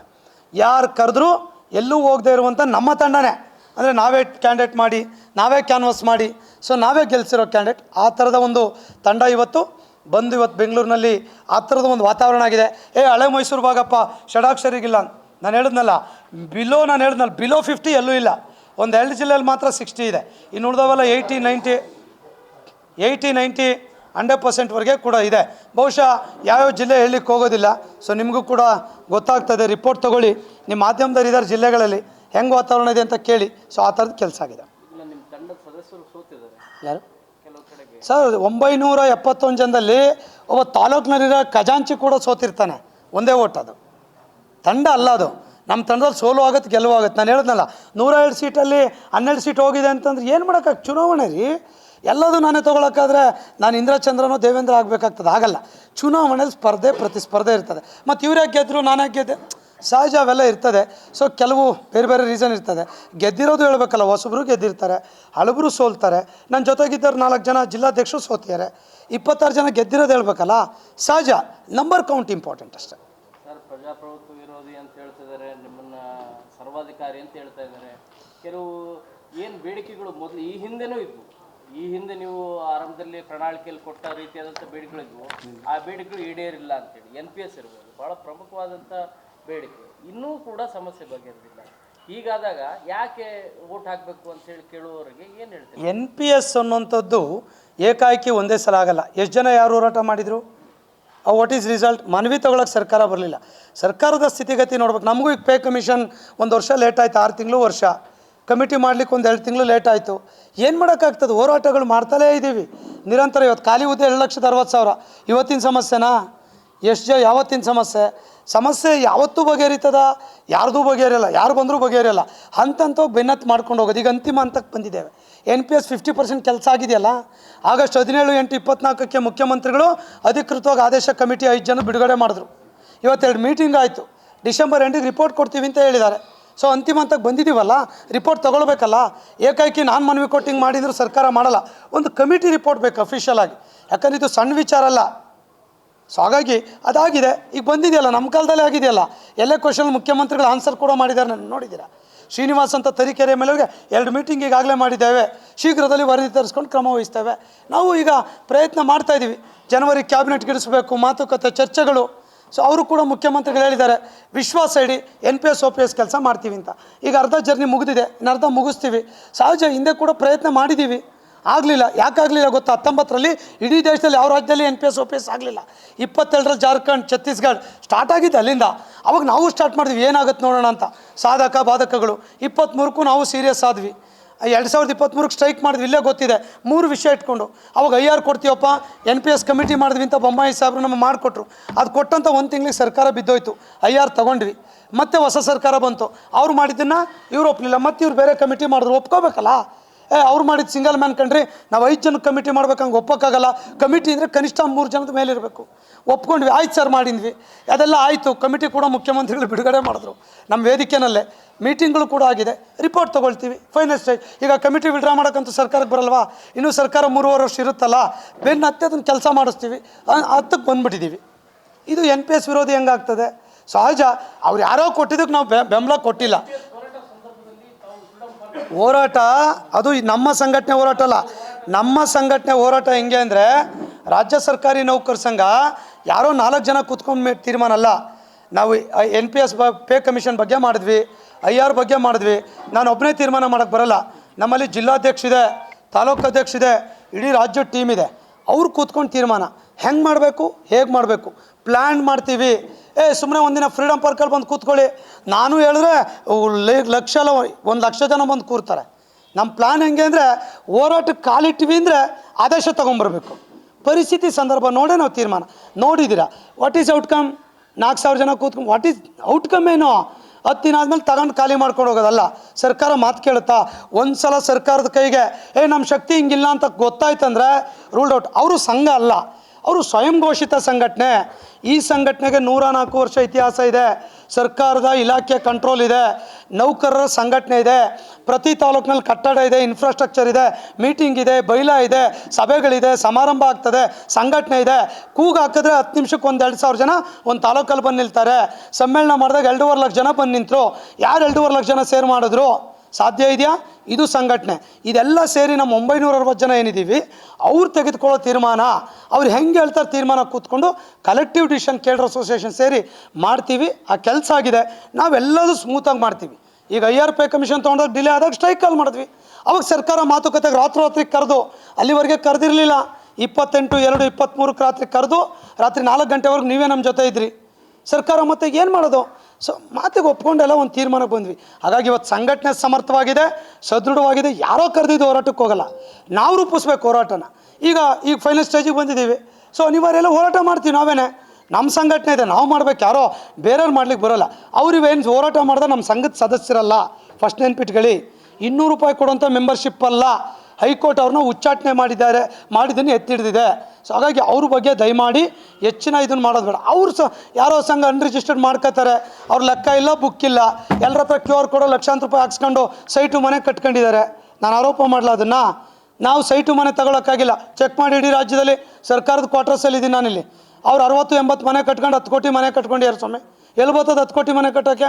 ಮತ್ತು ನಾನು ಕಟ್ಕೋಬೇಕಲ್ಲ. ನಾನು ಹಂಗೆ ಮಾಡ್ರಿ 22 ಕೋಟಿ ಉಳಿಸ್ದಂಗೆ ಮಾಡ್ಬೋದಿತ್ತು. ಷಡಾಕ್ಷರಿ ಹಂಗಲ್ಲ. ಅವ್ರಿಗೂ ನಮಗೂ ಅದೇ ವ್ಯತ್ಯಾಸ ಇದೆ. ಸೊ ಅವ್ರಿಗೆ ತಂತ್ರಗಾರಿಕೆ, ಬುದ್ಧಿವಂತಿಕೆ, ಸಂಘಟನೆ ಇಲ್ಲ. ದುಡ್ಡು ಮಾಡಬೇಕಪ್ಪ. ಒಂದು ಸ್ಟ್ರೈಕ್ ಮಾಡಿದ್ರೆ ದುಡ್ಡು ಸಿಗ್ತಾವ್ರಿ. ಒಂದು ಸಮ್ಮೇಳನ ಮಾಡಿದ್ರೆ 15 ಕೋಟಿ ಬಿಲ್ ಬರೀತಾರ್ರಿ. ನಾವು ಬರೆದಿದ್ದೆ ಅಷ್ಟು 4 ಕೋಟಿ 20 ಲಕ್ಷ ನಮ್ಮ ನೌಕರ ಮುಂದೆ ತೆರೆದಿಟ್ಟಿದ್ದೀವಿ ಲೆಕ್ಕನ. ಸೊ ಹಿಂಗೆ ವ್ಯತ್ಯಾಸ. ಹಾಗಾಗಿ ಅವರು ಅಸಂಘಟಿತ, ಆಮೇಲೆ ನಮ್ಮ ಸಂಘದ ಸದಸ್ಯರಲ್ಲಿರುವಂಥ ವ್ಯಕ್ತಿಗಳ ಬಗ್ಗೆ ನಾನು ಮಾತಾಡ್ಲಿಕ್ಕೆ ಹೋಗಲ್ಲ. ನಾನು ಎಲ್ಲೂ ಮಾತಾಡಿಲ್ಲ. ನೀವು ಕೇಳಿದಕ್ಕಷ್ಟೇ ಮಾತಾಡ್ತೀನಿ. ಅಂಶಗಳ ಹೆಸರು ಹೇಳ್ಬಿಟ್ರೆ ಹೇಳ್ತೀನಿ, ಹೆಸರು ಹೇಳ್ಬಿಟ್ರೆ ಹೇಳ್ತೀನಿ. ಅಲ್ಲ ಯಾಕೆಲ್ಲ ಈಗ ಸ್ಪರ್ಧಾಕಾಂಕ್ಷಿಗಳಿದ್ದಾರೆ, ಇದ್ದವರು ಇಬ್ಬರು ವಿಡ್ರಾ ಮಾಡ್ಬಿಟ್ಟಾರೆ. ಮತ್ತು ಅದು ನಿಮಗೆ ನಿಮ್ಮ ಪ್ರಶ್ನೆಗೆ ಉತ್ತರ ಅಂದರೆ ಸ್ಪರ್ಧಾಕಾಂಕ್ಷಿಗಳು ಗೆದ್ದು ಇಬ್ಬರು ವಿಡ್ರಾ ಮಾಡ್ಬಿಟ್ಟಿದ್ದಾರೆ. ಇನ್ಯಾರನ್ನ ಇದ್ದರೆ ಅವ್ರ ಹೆಸರು ಹೇಳ್ಬಿಟ್ರೆ ನಾನು ಆನ್ಸರ್ ಕೊಡ್ತೀನಿ. ನಾನು ಬೆಂಗಳೂರಿನಲ್ಲಿ 12,000 ಜನ 2013ರಲ್ಲಿ ವೋಟರ್ ಲಿಸ್ಟು ಎಲೆಕ್ಷನ್ ಆದಾಗ 12,000 ಜನ. 2019 ನನ್ನ ಚುನಾವಣೆಯಲ್ಲಿ 18,000 ಜನ ವೋಟರ್ ಲಿಸ್ಟ್ ಎನ್ರೋಲ್. ಈ ವರ್ಷ 33,000 ಜನ ಎನ್ರೋಲ್ ಮಾಡಿಸಿದ್ದೀನಿ ವೋಟರ್ ಲಿಸ್ಟ್. 33,000 ಜನ ಬಿಡುವಂಥ ಪ್ರಶ್ನೆ ಇಲ್ಲ. ಸಂಘ ವಿರೋಧಿ ಮಾಡಿದವ್ರನ್ನ ತೆಗೆದಾಕಿದ್ದೀವಿ. ಇಡೀ ರಾಜ್ಯದಲ್ಲಿ 8 ಜನ. ಸಂಘವನ್ನು ವಾಟ್ಸಪ್ಪಲ್ಲಿ ನಮ್ಮ ಬೈಲ ಇದೆ, ವಾಟ್ಸಪ್ಪಲ್ಲಿ ಟೀಕೆ ಮಾಡೋಂಗಿಲ್ಲ, ಸಂಘವನ್ನು ಟೀಕೆ ಟಿಪ್ಪಣಿ ಮಾಡೋಂಗಿಲ್ಲ ಅಂಥವ್ರನ್ನ ಮಾಡಿದ್ವಿ. ಹೈಕೋರ್ಟ್ ಕೂಡ ಎತ್ತಿಡಿದೆ. ಹೈಕೋರ್ಟ್ ಆರ್ಡ್ರ್ ನಿಮ್ಮ ವಾಟ್ಸಪ್ಪಲ್ಲಿ ಬಂದುಬಿಟ್ಟಿದೆ. ಅವ್ರು ಹೈಕೋರ್ಟ್ಗೆ ಹೋದ್ರು ನನ್ನ ಮೆಂಬರ್ಶಿಪ್ ಕೊಡಿ ಅಂತ. ಹೈಕೋರ್ಟ್ ಇವ್ರನ್ನ ಉಚ್ಚಾಟನೆ ಮಾಡೋದು ಸರಿ ಇದೆ, ತೆಗೆದಾಕಿರೋ ಸರಿ ಇದೆ ಅಂತ ಹೈಕೋರ್ಟ್ ಹೇಳ್ತವೆ. 8 ಜನನ ಅದನ್ನು ಬಿಟ್ಟು ಯಾರ್ದನ ಬಿಟ್ಟಿದ್ರೆ ತಾವು ಹೇಳಿದ್ರೆ ಹೆಸರು ಸಮೇತ ಇಲ್ಲ. ನಾನು ಈ ಸಲ ಬಂದಿರೋದು ಬೆಂಗಳೂರಿನಲ್ಲೇ 12,000 ಇದ್ದಿದ್ದು 13 ಹಿಂದೆ ಮಾಡಿದ್ರು. ನನ್ನ ಅವಧಿನಲ್ಲಿ 33 ಮಾಡಿದ್ದೀನಿ ಅಂತ ಹೇಳಿದ್ರೆ ಯೋಚನೆ ಮಾಡಿ. 5,20,000ದಲ್ಲಿ 5 ಲಕ್ಷದ ಸುಮಾರು ಒಂದು 16-17 ಸಾವಿರದವರೆಗೆ ವೋಟರ್ ಲಿಸ್ಟ್ ಮಾಡಿಸಿದ್ದೀವಿ. ಕೆಲವರು ನಮ್ಮಲ್ಲಿ ದುಡ್ಡು ಕಟ್ಟಿರಲ್ಲ ಸ್ಯಾಲ್ರಿಲಿ, ಅಂಥವ್ರನ್ನೂ ಸೇರಿಸಿದ್ವಿ ಸಂಘಟನೆ ಬರಬೇಕು ಅಂತೇಳಿ. ಅದೆಲ್ಲ ಮಾಡೋದು ತಾಲೂಕಿನಲ್ಲಿ ತಾಲೂಕು ಅಧ್ಯಕ್ಷರು ಮಾಡ್ತಾರೆ, ಜಿಲ್ಲೆನಲ್ಲಿ ಜಿಲ್ಲಾಧ್ಯಕ್ಷರು. ಬೆಂಗಳೂರು ಮಾತ್ರ ನಾನು ಮಾಡ್ತೀನಿ ಸರ್. ಬೆಂಗಳೂರಿನಲ್ಲಿ ಇಬ್ಬರನ್ನ ತೆಗೆದಾಕಿದ್ದೀವಿ ಸರ್. ಅದರಲ್ಲಿ ಒಬ್ಬರು ಶಾಂತಾರಾಮ್ ಗುರುಸ್ವಾಮಿ ಅಂತ, ಅವ್ರು ನಮ್ಮ ಸಂಘವನ್ನು ಟೀಕೆ ಮಾಡಿದರು. ಹಾಗಾಗಿ ನಾವು ಉಚ್ಚಾಟನೆ ಮಾಡಿದ್ದೀನ. ಹೈಕೋರ್ಟ್ ಗಂಗಾಧರ್ ಅಂತ ಒಬ್ಬ 3 ಜನ. 33,000 ಜನ 3 ಜನ ಸರಿನಾ? ಹಾಂ, NPS ಅದೇನೆ ಅಲ್ಲ, ಅದೇನೆ ಮೇಯ್ನ್ ಏನಿಲ್ಲ ರೀ. ಅವ್ನು ಮೇಯ್ನ್ ಅಂತ ನೀವು ಅಂದ್ಕೋಬೇಕಷ್ಟೇ. ಅವ್ನು ಮೇಯ್ನು ಇಲ್ಲ ಏನಿಲ್ಲ. ಸಚಿವಾಲಯ ನೌಕರ ಸಂಘ ಚುನಾವಣೆಯಲ್ಲಿ D ಗ್ರೂಪ್ ಎದುರುಗಡೆ ಸೋಲ್ಸೋದಪ್ಪ ಅವನಿಗೆ. ಮೊನ್ನೆ ಎಲೆಕ್ಷನ್ ಆಗು ಲಾಸ್ಟು 28ನೇ ಪ್ಲೇಸ್ಗೆ ಹೋದ ಅವನು. ಎಲ್ಲಿ ನಾಯಕ ಅವನು? 650 ಜನ ವಿಧಾನಸೌಧದಲ್ಲಿ NPS ನೌಕರಿದ್ರು ಓಟ್ ಹಾಕ್ಬೇಕಿತ್ತಲ್ಲ. ಒಬ್ಬ D ದರ್ಜೆ ಡ್ರೈವರ್ ಎದುರುಗಡೆ ಲಾಸ್ಟ್ ಮ್ಯಾನ್ ಅದ ರೀ. 23 ಸೀಟ್ಗೆ 21 ನಮ್ಮದು, 23ರಲ್ಲಿ 26ನೇ ಪ್ಲೇಸ್ಗೆ ಹೋದ. ಎಲ್ಲಿ ನಾಯಕ ಅವನು? ಮತ್ತು ನಾನು 2008ರಿಂದ ಗೆಲ್ತಲೇ ಬರ್ತಿದ್ದೀನಲ್ಲ. ನಾಯಕತ್ವ ಹಂಗಲ್ಲ, ಅವೆಲ್ಲ ಸಂಘಟನೆ ಇದೆ. ಸುಮ್ಮನೆ ಯಾಕಂದರೆ ನೀವು ಆಫ್ ದಿ ರೆಕಾರ್ಡ್ ಮಾತಾಡ್ಬೇಕಂದ್ರೆ ಮಾತಾಡ್ತೀನಿ. ಅವ್ರು ನಾಯಕರಲ್ಲ. ವಿಧಾನಸೌಧದಲ್ಲಿ ನನ್ನ ಎಲೆಕ್ಷನ್ 4 ಸೀಟ್ ತೊಗೊಂಡಪ್ಪ. ಮತ್ತು ಅವ್ನು ಕ್ಯಾನ್ವಾಸ್ ಮಾಡಿದ್ರೆ ಯಾಕೆ ಸೋತರು? ಅವರೆಲ್ಲ ಸುಮ್ಮನೆ ಕ್ಯಾನ್ವಾಸ್ ಮಾಡ್ತಾರೆ. ಅವ್ರು ಮೆಂಬರು ಅಲ್ಲ, ವೋಟರ್ ಅಲ್ಲ. ಇವು ಲಾಸ್ಟ್ ಟೈಮ್ ಚುನಾವಣೆಗೆ ನಿಂತಿದ್ರು ಸರ್ ಅವರು 2019ರಲ್ಲಿ ನನ್ನ ವಿರುದ್ಧ. NPS ಹುಡುಗರು 250 ಜನ ಗೆದ್ದಿದ್ರು. NPS ಪೀಕ್ ಲೆವೆಲಾಗಿತ್ತು ಅವಾಗ. ಅವ್ನು ತೊಗೊಂಡಿದ್ದು ಒಟ್ಟು ಎಷ್ಟು ಗೊತ್ತಾ? 27. ನಾನು ತೊಗೊಂಡಿದ್ದು 227. ಠೇವಣಿ ಸಿಗಲಿಲ್ಲ ಕಣ್ರಿ. ಆವಾಗಲೇ ಆ ಕತೆ. ಅವ್ರನ್ನ ನಾಯಕರಾಗಿ ಬಿಂಬಿಸೋಕೆ ಹೋಗ್ಬೇಡಿ, ಅವ್ರು ನಾಯಕರಲ್ಲ. ಬಟ್ ಏನಿದೆ, ಒಂದು ಪ್ರೋಗ್ರಾಮ್ ಮಾಡಬೇಕಪ್ಪ, ಸ್ಕೀಮ್. ನಮ್ಮ ಹತ್ರ ಸ್ಕೀಮ್ ಇಲ್ಲ. ನಾವು ಸ್ಕೀಮ್ ಮಾಡಿದ್ರೆ ನಮ್ಮ ಜೊತೆ ಬರ್ತಾರೆ, ನಾವು ಸ್ಕೀಮ್ಗೆಲ್ಲ ಒಪ್ಪಲ್ಲ. ಹಾಗಾಗಿ 22 ಕೋಟಿ ಹಣ ಉಳಿಸಿದೆ. ಅವ್ರ ಪರಿಸ್ಥಿತಿ ಹಂಗಿದೆ. ಅವ್ರ ಜನ ಬರ್ತಾರ ಕೇಳಿ. ಬೆಂಗಳೂರಿನಲ್ಲಿ ಬೆಳಗ್ಗೆ ನಾನು 90 ಜನ ವೋಟರ್ ಸೇರಿಸ್ತೀನಿ. ಅವ್ರು ನನ್ನ ಎದುರುಗಡೆಗಿರೋ 90 ಜನ ಸೇರಿ ಫೋಟೋ ಬಿಡಲಿ. ನಾನು ಈ ಕ್ಷಣದಾಗ ಫೋಟೋ ಬಿಡ್ತೀನಿ. ನೆನ್ನೆ ಮೀಟಿಂಗ್ ಮಾಡಿದ್ದೀನಿ, ವಿಡಿಯೋ ಬಿಟ್ಟಿದ್ದೀವಿ ಗ್ರೂಪಲ್ಲಿ. ಸೊ ಸಂಘಟನೆ ಹಂಗೆ ಬೆಳೆದು ನಿಂತಿದೆ ಬೆಂಗಳೂರಲ್ಲಿ. ಅಂದರೆ ನೋಡ್ತಾರೆ ಸರ್, ಯಾರು ಹೋರಾಟಗಾರ ಶೆಡ್ ಹೊಡಿತೀವಿ ಸರ್, ನಾನು ಸಸ್ಪೆಂಡ್ ಮಾಡ್ತೀರಾ, ಡಿಸ್ಮಿಸ್ ಮಾಡ್ತೀರಾ ಅಂದರೆ ನಾನು ಕೇರ್ ಮಾಡಲ್ಲ, ನೌಕರಿಗೋಸ್ಕರ ಕೆಲಸ ಮಾಡ್ತೀನಿ ಇದೆ. ಅವ್ರು ಹೇಳ್ರಿ ನೋಡೋಣ ಎದುರುಗಡೆರು. ಯಾವುದೋ ಒಂದು ಇನ್ಫ್ಲೂಯೆನ್ಸಲ್ಲಿ ಬಂದರೆ ಹೋರಾಟ ಮಾಡೋಕ್ಕಾಗಲ್ಲ ಸೊಮ್ಮೆ. ಅವ್ರು ಹೇಳ್ದಂಗೆ ಕೇಳ್ಬೇಕು. ನಾಳೆ ನೌಕರ ತಲೆ ಮೇಲೆ ಚಪ್ಪಡಿ ಹೇಳ್ಕೊಳ್ಬೇಕು. ಗೊತ್ತಿದೆ ನೌಕರು ದಡ್ರಲ್ಲ. ಸೊ 1 ತಿಂಗಳು ನಮಗೆ NPS ಲಾಸ್ ಆಯಿತು ಅಂದರೆ 50,000 ಲಾಸು. 1 ವರ್ಷಕ್ಕೆ 6 ಲಕ್ಷ ಲಾಸು. ಸೆಂಟ್ರಲ್ ಪೇ 2 ವರ್ಷ ಲೇಟ್ ಆದರೆ 10 ಲಕ್ಷ ಲಾಸು. ಇವ್ರು ಸ್ವಂತ ಕೊಡೋ 50,000ಕ್ಕೆಲ್ಲ ಈಲ್ಡಾಗ ನೌಕರು ನಮ್ಮಲ್ಲಿ ಇಲ್ಲ. ಒಂದು ಒಳ್ಳೆ ಸಂಘಟನೆ ಇದೆ. ಸೊ ಅದನ್ನು ಉಳಿಸ್ಕೊಂಡು ಹೋಗ್ಬೇಕು ಅನ್ನೋದು ಅಷ್ಟೇ ನಮ್ಮದು ಉದ್ದೇಶ. ಬಿಟ್ಟರೆ ನಮ್ಮದೇನು ಹುದ್ದೆ ಸ್ಥಾನಮಾನ ಏನೂ ಪ್ರಶ್ನೆ ಇಲ್ಲ. ಕೆಲವ್ರು ಏನೇನಕ್ಕೆ ಬರ್ತಾರೆ ಅಂತ ನಿಮ್ಗೆ ಗೊತ್ತಿದೆ. ಇಲ್ಲಿ ಬಂದು MLA ಆಗಕ್ಕೆ ಬರ್ತಾರೆ. ಷಡಾಕ್ಷರಿ MLA ಆಗ್ತಾರೆ ಅಂತ ನೀವು ಕೇಳಿದ್ರಿ. MLC ಆದವ ನಾವು 5 ವರ್ಷ ಆಗಲ್ಲ. ನಾವು ಈ ಟರ್ಮ್ ಕೊಡ್ತೀರಾ, ಫುಲ್ ಮುಗಿಸೇ ಮುಂದಕ್ಕೆ ಹೋಗೋದು. ನಾವು ಟರ್ಮ್ ಮುಗಿಸ್ದೆ ಹೋಗೋದಿಲ್ಲ. ನಾವು ಮಧ್ಯದಲ್ಲಿ ಹೋಗೋದು, ಯಾವುದೋ ಅವಕಾಶ ಸಿಗುತ್ತೆ, ಪ್ರಶ್ನೆ ಇಲ್ಲ. ನೌಕರ ಆಶೀರ್ವಾದ ಕೊಟ್ಟರೆ ಆ ಟರ್ಮ್ ಋಣ ತೀರಿಸೋಬೇಕು. ಅಷ್ಟೇ ನಮ್ಮ ಪ್ರಿನ್ಸಿಪಲ್, ಅಷ್ಟೇ. ಎಸ್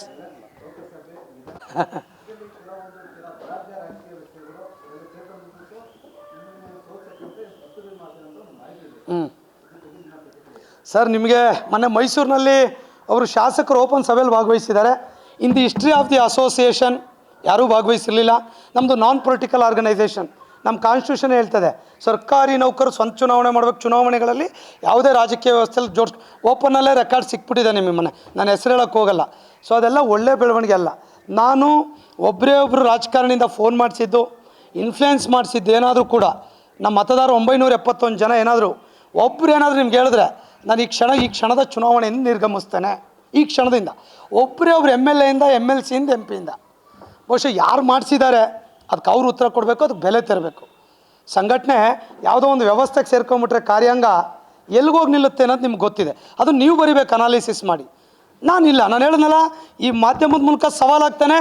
ಒಬ್ಬರು ಶಾಸಕರು, ನನಗೆ ತುಂಬ ಜನ ಶಾಸಕರು ಪರಿಚಯ ಇದೆ, ಒಬ್ಬರು ಏನಾದರೂ ಷಡಾಕ್ಷರಿಗೆ ಓಟ್ ಹಾಕಿ ಅಂತ ಇನ್ಫ್ಲುಯೆನ್ಸ್ ಮಾಡಿದರೆ ನಾನು ಈ ಕ್ಷಣದಿಂದ ನಿರ್ಗಮಿಸ್ತೇನೆ. ನಾನು ಪ್ರಾಮಾಣಿಕವಾಗಿ ಕೆಲಸ ಮಾಡಿದ್ದೀನಿ, ಮಾಡ್ತೀನಿ, ಸೇವೆ ಮಾಡ್ತೀನಿ, ನಿಮ್ಮ ಸೇವೆ ಮಾಡ್ತೀನಿ ಅಂತ ಹೇಳಿದ್ದೀನಿ. ಅವ್ರು ಆಯ್ಕೆ ಮಾಡ್ಬೇಕಷ್ಟೆ. ಇದು ನಡೀತಾ ಇದೆ, ಎಲ್ಲ ಶಕ್ತಿನೂ ನಡೀತಾ ಇದೆ. ನೀವು ಹೇಳ್ದಂಗೆ ರಾಜಕೀಯ ಶಕ್ತಿ ಇದೆ, ಬೇರೆ ಶಕ್ತಿಗಳು ನಡೀತಾ ಇದೆ. ನಮ್ಮ ಹತ್ರ ಬೇರೆ ಶಕ್ತಿ ಇಲ್ಲ. ಬೈ ಮಾಡ್ತಾರೆ ನೌಕರರು, ಅದನ್ನು ಯಾವ ರೀತಿ ತಗೊಳ್ತಾರೆ ಅವ್ರಿಗೂ ಗೊತ್ತಿರುತ್ತೆ. ಅವ್ರು ಚುನಾವಣೆ ಬಂದಾಗ ಅವ್ರದ್ದು ಮಾಡ್ತಾರೆ, ನಮ್ಮದು ಬಂದಾಗ ನಮ್ಮ ಮಾಡ್ತಾರೆ. ಇದು ಇವತ್ತಲ್ಲ, 2019ರಲ್ಲೂ ಕೂಡ ನನ್ನ ವಿರುದ್ಧ ಇದೇ ಚರ್ಚೆಗಳು ನಡೀತು. ಸೊ ಅಲ್ಟಿಮೇಟ್ ಏನಾಯಿತು, ರಿಸಲ್ಟ್ ಬೇರೆ ಆಯಿತು. ಸೊ ನನಗೆ ಅದ್ರ ಬಗ್ಗೆ ನಂಬಿಕೆ ಇಲ್ಲ. ಬಟ್ ಅವರು ಆ ಬೆಳವಣಿಗೆ ಮಾಡಿದ್ದನ್ನು ನಾನು ಖಂಡಿಸ್ತೀನಿ, ವಿರೋಧಿಸ್ತೀನಿ. ನಮ್ಮ ಸಂಘ ಹೆಂಗೆ ಅಂದರೆ, ನನ್ನ ಸಾಧನೆ ಹೇಳಬೇಕು, ನಾವು ಓಟ್ ಕೇಳಬೇಕು, ಅವರು ಅದೇ ರೀತಿ ಮಾಡಬೇಕು. ಎಲ್ಲೋ ಈ ಥರದ ಹೆಜ್ಜೆ ಇಟ್ಟಿದ್ದು ನಿಮ್ಮ ಮಾಧ್ಯಮಕ್ಕೂ ಗೊತ್ತಾಗಿದ್ದು ನೋವಿನ ಸಂಗತಿ. ನಮ್ಮ ಮತದಾರರು ಕೂಡ ಅದ್ರ ಬಗ್ಗೆ ಬೇಸರ ವ್ಯಕ್ತಪಡಿಸಿದ್ದಾರೆ.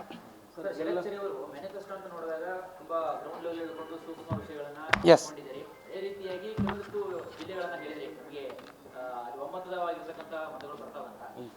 ಕೆಲವೊಂದು ಜಿಲ್ಲೆಗಳು ಹೊರತುಪಡಿಸಿದರೆ ಅಲ್ಲಿ ಏನಾದರೂ ಮತಗಳಲ್ಲಿ ವ್ಯತ್ಯಾಸ ಆಗ್ತಕ್ಕಂಥ ಸಾಧ್ಯತೆ ಇದೆಯಾ? ಅಂತ ಜಿಲ್ಲೆಗಳಲ್ಲಿ ಏನಾದರೂ ರಿಲೀಸ್ ಮಾಡ್ಕೊಂಡಿದ್ದಾರೆ ಸರ್? ಅದು ಮ್ಯಾಕ್ಸಿಮಮ್ ನಾನು ಹೇಳಿದ್ನಲ್ಲ, ಒಂದು 14-15 ಜಿಲ್ಲೆ 100% ಇದೆ ಸರ್.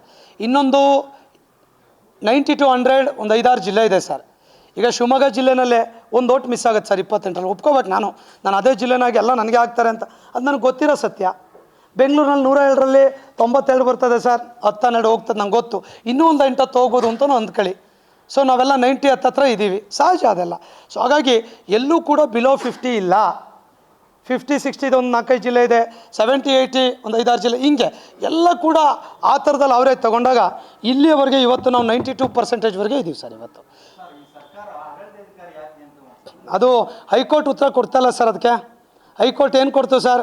ಅವ್ರು ಮಾಡಿದ್ದನ್ನು ಸ್ಟೇ ಕೊಡ್ತು. 2 ತಿಂಗಳು ನಿರಂತರವಾಗಿ ಆರ್ಗ್ಯುಮೆಂಟ್, ಸೀನಿಯರ್ ಕೌನ್ಸಿಲ್ಸ್ಗಳು ಡಬಲ್ ಬೆಂಚ್ ಡಿಸ್ಕಷನ್ಸ್ ಮಾಡಿ ಸರ್ಕಾರ ಮಾಡಿದ್ದನ್ನು ಸರ್ಕಾರ ಮಾಡಲಿಲ್ಲ, ಸರ್ಕಾರದ ಮೂಲಕ ನಮ್ಮ ಎದುರಾಳಿಗಳು ಇವತ್ತೇನು ಕ್ಯಾಂಡಿಡೇಟ್ ಇದ್ದಾರಲ್ಲ ಅವ್ರು ಮಾಡಿಸಿದ್ರು. ಹೈಕೋರ್ಟ್ ಅದಕ್ಕೆ ಉತ್ತರ ಕೊಡ್ತು, ವಜಾ ಮಾಡ್ತು. ನಿಮ್ಮ ಮಾಧ್ಯಮದಲ್ಲೆಲ್ಲ ಬಂತು. ಏನಾಯ್ತು ಅಲ್ಟಿಮೇಟು? ಯಾಕೆ ಮಾಡೋದು? ಯಾವಾಗ ಅಡ್ಮಿನಿಸ್ಟ್ರೇಟರ್ ಆಗ್ತಾರೆ? ಚುನಾವಣೆ ಸಂದರ್ಭದಲ್ಲಿ ಹಾಕ್ಲಿಕ್ಕೆ ಅವಕಾಶ ಇಲ್ಲ. ಅದಕ್ಕೆ ಸ್ಟೇ ಕೊಡ್ತು. 2 ತಿಂಗಳಾದಮೇಲೆ ಅದನ್ನು ವಜಾ ಮಾಡ್ತು. ನಿಮಗೆ ಗೊತ್ತಿದೆ. ಸೊ ನೋಡಿ ಎಂಥ ವ್ಯವಸ್ಥೆ. ಎದುರಾಳಿಗಳು ಅಡ್ಮಿನಿಸ್ಟ್ರೇಟರ್ ಹಾಕ್ಬಿಟ್ರೆ ಒಂದಿಷ್ಟು ಕಂಟ್ರೋಲ್ ಇರುತ್ತೆ. ಸಂಘಕ್ಕೆ ಯಾರೂ ಹೋಗಂಗಿಲ್ಲ. ನಾವು ಇವತ್ತು ಸಂಘದ ಕಾರ್ಗಳು ಬಳಸ್ತಿಲ್ಲ, ಸಂಘದ ಸೌಲಭ್ಯ ಬಳಸಿಲ್ಲ. ಸಂಘಟನೆ ನಮಗೂ ಒಂದಿಷ್ಟು ಎಥಿಕ್ಸ್ ಇದೆ ರೀ. ನಾನು ಇವತ್ತು 5 ವರ್ಷದಲ್ಲಿ ಹೇಳಿದೆ, ಸಂಘದಲ್ಲಿ ನಾನು ಫ್ಲೈಟ್ ಹತ್ತಲ್ಲಿ ಸಂಘದ ದುಡ್ಡಲ್ಲಿಂದೆ. ನಾವು ಗುಲ್ಬರ್ಗ, ಮಂಗಳೂರು ಎಲ್ಲೋದ್ರೂ ಕೂಡ ಕಾರವಾರಕ್ಕೆ ಹೋಗಲಿ, ಒಂದಿನ ಫ್ಲೈಟ್ ಹತ್ತಿಲ್ಲ. ಇವ್ರ ಹಿಂದಿನ ಅಧ್ಯಕ್ಷಗಳು ಬರೀ ಫ್ಲೈಟಲ್ಲೇ ಓಡಾಡೋರು. ಹುಬ್ಳಿಗೆ ಹೋದ್ರು ಫ್ಲೈಟು, ಧಾರವಾಡಕ್ಕೆ ಹೋದ್ರು ಅಲ್ಲಿಂದ ಫ್ಲೈಟು, ಕಾರವಾರಕ್ಕೆ ಹೋದ್ರು ಗೋವಾಕ್ಕೆ ಇಳಿದು ಫ್ಲೈಟು, ಗುಲ್ಬರ್ಗ ಬೀದರಿಗೆ ಫ್ಲೈಟು. ನಾವು ಹತ್ತಿಲ್ಲ, ಲೆಕ್ಕ ಇದೆಯಲ್ಲ ನಮ್ಮ ಹತ್ರ ಡಾಕ್ಯುಮೆಂಟು. ಸೊ ಅಂದರೆ ನಾವು ಪ್ರಾಮಾಣಿಕರು. ಸೊ ಹಾಗಾಗಿ ಇವತ್ತು ಇದೆಲ್ಲ ಸಾಧ್ಯ ಆಗಿದೆ. ಸೊ ಅದಕ್ಕೆ ಕೋರ್ಟ್ ಉತ್ತರ ಕೊಟ್ಟಿದೆ ಸರ್. ಹಾಂ, ಹಿಂದಿನ ಅಧ್ಯಕ್ಷರಲ್ಲ, ಅದ್ರ ಹಿಂದಿನ ಅಧ್ಯಕ್ಷರು ಅಲ್ಲ, 2 ಅಧ್ಯಕ್ಷ, ಹಿಂದಿನ ಹಾಂ, ಮಾರ್ಮು ಆದಮೇಲೆ ಮಂಜೇಗೌಡರು ನಾನು ಅಲ್ಲ, ರಾಮು. Yes sir. ಇದು ಕುಟುಂಬ ರಾಜಕಾರಣ ಅಲ್ಲ, ಎಲ್ಲರೂ ಎಲ್ಲ ಕಡೆ ನಿಲ್ಬೋದು. ಆದರೆ ಒಂದು ವಿಷಯ ಅಂದರೆ, ಸಂಘಟನೆಗೆ ಇನ್ನೂ 1 ತಿಂಗಳಾಗಿದೆ. ಸಂಘ ಗೊತ್ತಿಲ್ಲ, ಸಂಘದ ಇತಿಹಾಸ ಗೊತ್ತಿಲ್ಲ, ಸಂಘ ಹುಟ್ಟಿದ್ದೆ ಯಾವಾಗ 1921 ಗೊತ್ತಿಲ್ಲ, ಸಂಘದಲ್ಲಿ ಯಾರ್ಯಾರು ತ್ಯಾಗ ಮಾಡಿದ್ರು ಗೊತ್ತಿಲ್ಲ, ಮಾಜಿ ಅಧ್ಯಕ್ಷ ಪರಂಪರೆ ಗೊತ್ತಿಲ್ಲ, ಮೇರಿ ದೇವಸ್ಯ ಅಂತ ಕೆಲವೊಬ್ಳು ಹೆಣ್ಮಗಳು ಈ ಸಂಘಟನೆಗೆ ಹೋರಾಟ ಮಾಡಿ ತ್ಯಾಗ ಮಾಡಿ ಡಿಸ್ಮಿಸ್ ಆಗಿ ಸಾಯ್ಬೇಕಾದ್ರೂ ಹೆಣದ ಮೇಲೆ ಬಟ್ಟೆ ಇಲ್ಲ ಅನ್ನುವಂಥ ಇತಿಹಾಸ ಗೊತ್ತಿಲ್ಲ. ಇನ್ನು ಇತಿಹಾಸ ಗೊತ್ತಿಲ್ಲದೆ ಸಿಪ್ಪೇಗೌಡರ ಇತಿಹಾಸ ಹಿಂಗೆ ಹೇಳ್ತಾರೆ. ಮತ್ತು ವರ್ತಮಾನ ಬಿಗ್ ಝೀರೋ, ಮತ್ತು ಭವಿಷ್ಯದ ಬಗ್ಗೆ ಮಾತಾಡಲಿಕ್ಕೆ ಸಾಹಿತ್ಯ ಇಲ್ಲ. ಡಿಬೇಟ್ ಕೂರಿಸ್ಕೊಳ್ಳಿ, 5 ನಿಮಿಷ ಸಂಘಟನೆ ಬಗ್ಗೆ ಮಾತಾಡಿದ್ರೆ ಹೇಳ್ಬಿಡ್ತೀನಿ. ನಾನು 3 ಗಂಟೆ ನಿರರ್ಗಳವಾಗಿ ಸಂಘಟನೆ ಇತಿಹಾಸ ಹೇಳ್ತೀನಿ. ವರ್ತಮಾನ ಸಾಧನೆ ಬಿಡ್ರಿ, ಅದು 3 ಗಂಟೆ ಹೇಳ್ತೀನಿ. ಭವಿಷ್ಯದ ಬೇರೆ ವಿಚಾರ. ಸೊ ಅದನ್ನು ಎಲ್ಲ ನೌಕರು ಕೂಡ ವಾಚ್ ಮಾಡಿದ್ದಾರೆ. ಸೊ ಅವರು ಗೊತ್ತಾಗುತ್ತೆ ಯಾರು ಆ್ಯಕ್ಟಿವ್ನೆಸ್ಸು, ಯಾರು ಸ್ಪಿರಿಟ್, ಯಾರು ಸಂಘಟನೆ ನೋಡ್ತಾರೆ. ಚುನಾವಣೆಯಲ್ಲಿ ಡೆಮೋಕ್ರಸಿ ನಿಂತ್ಕೊಳ್ಳೋಕೆ ಸ್ವಾಗತ ಪಡಿಸ್ತೇವೆ. ಬಟ್ ಯಾರು ನಿಲ್ಲಬೇಕು, ಯಾರು ಕೆಲಸ ಮಾಡಬೇಕು, ಯಾರು ಫೋನ್ ಎತ್ತುತ್ತಾರೆ? ನಾನು ಹೇಳಿದ್ನಲ್ಲ, ಜಿಲ್ಲಾಧ್ಯಕ್ಷ ಹೆಸರನ್ನ ನಿರರ್ಗಳವಾಗಿ 33 ಹೆಸರು ಹೇಳಿದ್ರೆ ನಾನು ನಾಮಿನೇಷನ್ ವಿಡ್ರಾ ಮಾಡ್ತೀನಿ. ಹಿಂದೆ 33 ಹೆಸರು. ನಾನು ಇಡೀ ರಾಜ್ಯದಲ್ಲಿ 70% ಹೆಸರು ಹೇಳ್ತೀನಿ ಹಂಗೆ ವಿತ್ ಫೋನಲ್ಲಿ. ಅದು ಇನ್ವಾಲ್ವ್ಮೆಂಟ್ ಇರಬೇಕು ಅದಕ್ಕೆಲ್ಲ. ಅದಕ್ಕೆ ಅದರದ್ದೇ ಆದ ಶಕ್ತಿಗಳು ಬೇಕಷ್ಟೇ. ಸೊ ಅವ್ರು ಜಿಲ್ಲೆದು ಹೇಳಿ ಸಾಕು, ತಾಲೂಕು ಅಧ್ಯಕ್ಷ ಹೆಸರು. ಬೆಂಗಳೂರಲ್ಲಿ 92 ಜನದ ಹೆಸರು ಹೇಳಿ. ಸೊ ಹಾಗಾಗಿ ಅವೆಲ್ಲ ಇನ್ನು ಇಲಾಖೆ ಕ್ಯಾಡ್ರ್ ಹೇಳೋಕ್ಕಂತೂ ರೂಲ್ಡ್ ಔಟ್ ಬಿಟ್ಬಿಡಿ ಅದು. ಸೊ ಹಾಗಾಗಿ ಅದೆಲ್ಲ ನಮ್ಮ ಕಣ್ಮುಂದೆ ಇದೆ. ಸೊ ಅವರು ಕೂಡ ಯೋಚನೆ ಮಾಡಬೇಕೇನೇನೋ ನಾನು ಹೇಳಿದ್ನಲ್ಲ, ಷಡ್ಯಂತರ ಶಕ್ತಿ ಆಮಿಷ ಒತ್ತಡಗಳಿಂದ ಚುನಾವಣೆ ಮಾಡ್ತಾರೆ, ನಾವು ಪ್ರೀತಿ ವಿಶ್ವಾಸಗಳಿಂದ ಚುನಾವಣೆ ಮಾಡ್ತೀವಿ. ಸೊ ಅದು ಇಲ್ಲಿಂದ ಯಾರ ಕೈಲೂ ತೆಗಿಯೋಕ್ಕಾಗಲ್ಲ. ಅವ್ರು ಅಲ್ಲೇ ಇಲ್ಲಿ ನಿರ್ಧಾರ ಮಾಡ್ಕೊಂಡಿರ್ತಾರೆ, ಅದು ಕೈ ಹೋಗಿ ಅಲ್ಲಿಗೆ ಓಟ್ ಆಗ್ತದೆ ಅಷ್ಟೇ. ಸೊ ಬೇರೆ ಆಮಿಷಗಳ ಒತ್ತಡಗಳಿಗೆ ಬಲಿಯಾಗುವಂಥ ನೌಕರರು ನಮ್ಮಲ್ಲಿ ಇಲ್ಲ ಅನ್ನೋದನ್ನು ಲಾಸ್ಟ್ ಟೈಮ್ ತೋರಿಸಿದ್ದಾರೆ, ಈ ಸಲ ಕೂಡ ತೋರಿಸ್ತಾರೆ ಸರ್. ಕೃಪಾ ಕಟಾಕ್ಷ ಅನ್ನೋದೊಂದು ವರ್ಡ್ ಮಿಸ್ ಮಾಡಿದೆ. ಏನು ಕೃಪಾ ಕಟಾಕ್ಷ ಅಲ್ಲ, ದೊಡ್ಡವರು ಕೃಪಾ ಕಟಾಕ್ಷ ಇರ್ತದೆ ಸರ್ ಎಲ್ಲ. ಲಾಸ್ಟ್ ಟೈಮು ಯಡಿಯೂರಪ್ಪನವರು ಮುಖ್ಯಮಂತ್ರಿಗಳು ಇನ್ನೂ ಆಗಿರಲಿಲ್ಲ, ನಾನು ಚುನಾವಣೆ ಷಡಾಕ್ಷರಿ ಯಡಿಯೂರಪ್ಪನವ್ರು ಕೃಪಾ ಕಟಾಕ್ಷ ಲಿಟ್ರಲಿ ಹೇಳ್ತೀನಿ. ಅವರು ಬಿಡಿಗ ಸಾಸಿವೆ ಕಾಳಷ್ಟು ಹೆಲ್ಪ್ ತಗೊಂಡಿಲ್ಲ ನಾನು, ಸಾಸಿವೆ ಕಾಳಷ್ಟು ಮಾಧ್ಯಮದ ಮುಖಾಂತರ ಇಲ್ಲಿಗೆ ಬಯಸ್ತೇನೆ. ಅವಾಗ ಅವರು ನಾನು ಹತ್ತತ್ರ ಟೈಮಲ್ಲಿ ಒಂದು ವಾರಕ್ಕೆ ಮುಂಚೆ ನಾನು ಮಾಡ್ಬೋದಿತ್ತು, ನಾನು ತೊಗೊಳ್ಳಿಲ್ಲ. ಯಾಕೆ ಅಂದರೆ ನಾವು ತೊಗೊಂಡ್ವಿ ಅಂದರೆ ನಾವು ಸರೆಂಡರ್ ಆದಂಗೆ ಅಲ್ಲೇ ಸ್ಟ್ರೈಕ್ ಮಾಡಬೇಡ ಅಂತಾರೆ. ನಾನು ಅದೇ ತೊಗೊಂಡಿದ್ರೆ 1-3-23 ಸ್ಟ್ರೈಕ್ ಮಾಡಿದೆ, ವಾಪಸ್ ತಗೊಳ್ಳಿ ಅಂತಿದ್ದೆ. ಯಾಕೇಳಿ ಅವ್ರ ಋಣ ಇರ್ತಿತ್ತು, ಅಲ್ಲಿ ಆಬ್ಲಿಗೇಷನ್ ಇರ್ತಿತ್ತು. ಅವ್ರು ಕೇಳ್ದಲ್ಲೇ ನಾನು ಎಲೆಕ್ಷನ್ ನಿಂತ್ಕೊಂಡು ಗೆದ್ದು ಬಂದ ನಾನು. ಅವಾಗ ನನಗೆ ಧೈರ್ಯ ಇರ್ತದೆ, ಸ್ವಾಮಿ ನಿಮ್ದೇನು ಋಣ ಇಲ್ಲ ಕಣ್ರಿ, ನನ್ನ ಕೆಪಾಸಿಟಿ ಅಂತ ಹೇಳ್ಬೋದು. ಇವತ್ತು ಅದು ಹೇಳೋಕ್ಕೆ ನೈತಿಕತೆ ಬೇಕಲ್ಲ ಎದುರುಗಡೆಯವ್ರಿಗೆ. ಸೊ ನಿಮ್ಮ ಹತ್ರ ಪ್ರಶ್ನೆ ಉತ್ತರ ನಿಮ್ಮ ಹತ್ರನೇ ಇದೆ, ಸಿಂಪಲ್ ಅಷ್ಟೇ. ವಿಶ್ವಾಸ ಇದೆ 100ಕ್ಕೆ 100 ಸರ್. ನೌಕರರ ಬಗ್ಗೆ ವಿಶ್ವಾಸ ಇದೆ.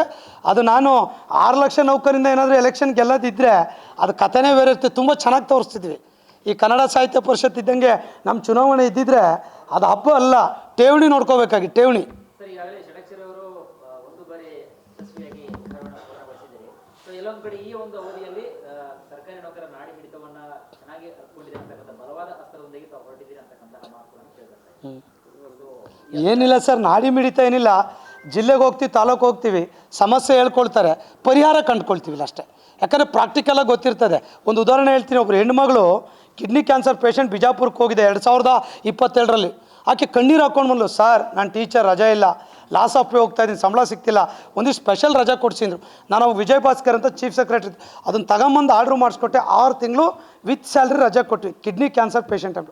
ಸೊ ಈಗ ಈ ಥರದ ಸಾಕಷ್ಟು ಆದೇಶ. ಹೆಣ್ಮಕ್ಳಿದ್ದಾರೆ, ಮಹಿಳಾ ನೌಕರು 1,97,000 ಜನಕ್ಕೆ 6 ತಿಂಗಳುಗಳ ಕಾಲ ಮಕ್ಕಳು ನೋಡ್ಕೊಳ್ಳೋಕ್ಕೆ ಶಿಶುಪಾಲನಾ ರಜೆ ಕೊಟ್ವಿ. ಇಡೀ ದೇಶದಲ್ಲಿ ಯಾವ ರಾಜ್ಯದಲ್ಲಿಲ್ಲ. ಸೊ ಇವೆಲ್ಲ ರೆಕಾರ್ಡ್ ಕಂಡ್ರಿ. ಯಾಕೆ 102 ವರ್ಷದಲ್ಲಿ ಆಗಲಿಲ್ಲ? KJD ಆನ್ಲೈನ್ ಅನ್ನೋದು ಮಾಡೋಕ್ಕಾಗಲಿಲ್ಲ. ಅನಾಮಧೇಯ ದೂರು ಬಂದರೆ ನಮ್ಮನ್ನೆಲ್ಲ ಸಸ್ಪೆಂಡ್ 1 to 4 DE ಮಾಡ್ತಾಯಿದ್ರು. ಇವತ್ತು ಒಂದು ಕೇಸ್ ಇಲ್ಲ. ACB ಲೋಕಾಯುಕ್ತ ಕೇಸ್ಗಳು ಬೇಸ್ಲೆಸ್, ಯಾರೋ ಎಡಗೈಲಿ ಬಲಗೈಲಿ ಸೈನ್ ಹಾಕಂಗಿಲ್ಲ, ದೂರು ಕೊಡಬೇಕು, ಡಾಕ್ಯುಮೆಂಟ್ ಕೊಡಬೇಕು, ಅನುಕೂಲಗಳಾಗಲಿಲ್ವಾ? ಸೊ ಇವೆಲ್ಲ ಕೋವಿಡ್ ಸಂದರ್ಭದಲ್ಲಿ ಸಂಬಳ ಹಿಡಿಲಿಕ್ಕೆ ಕೊಟ್ಟರು. ₹1 ಸಂಬಳ ಹಿಡಿದೇ ಇರುವಂಥ ತೀರ್ಮಾನ ಮಾಡಿದ್ವಿ.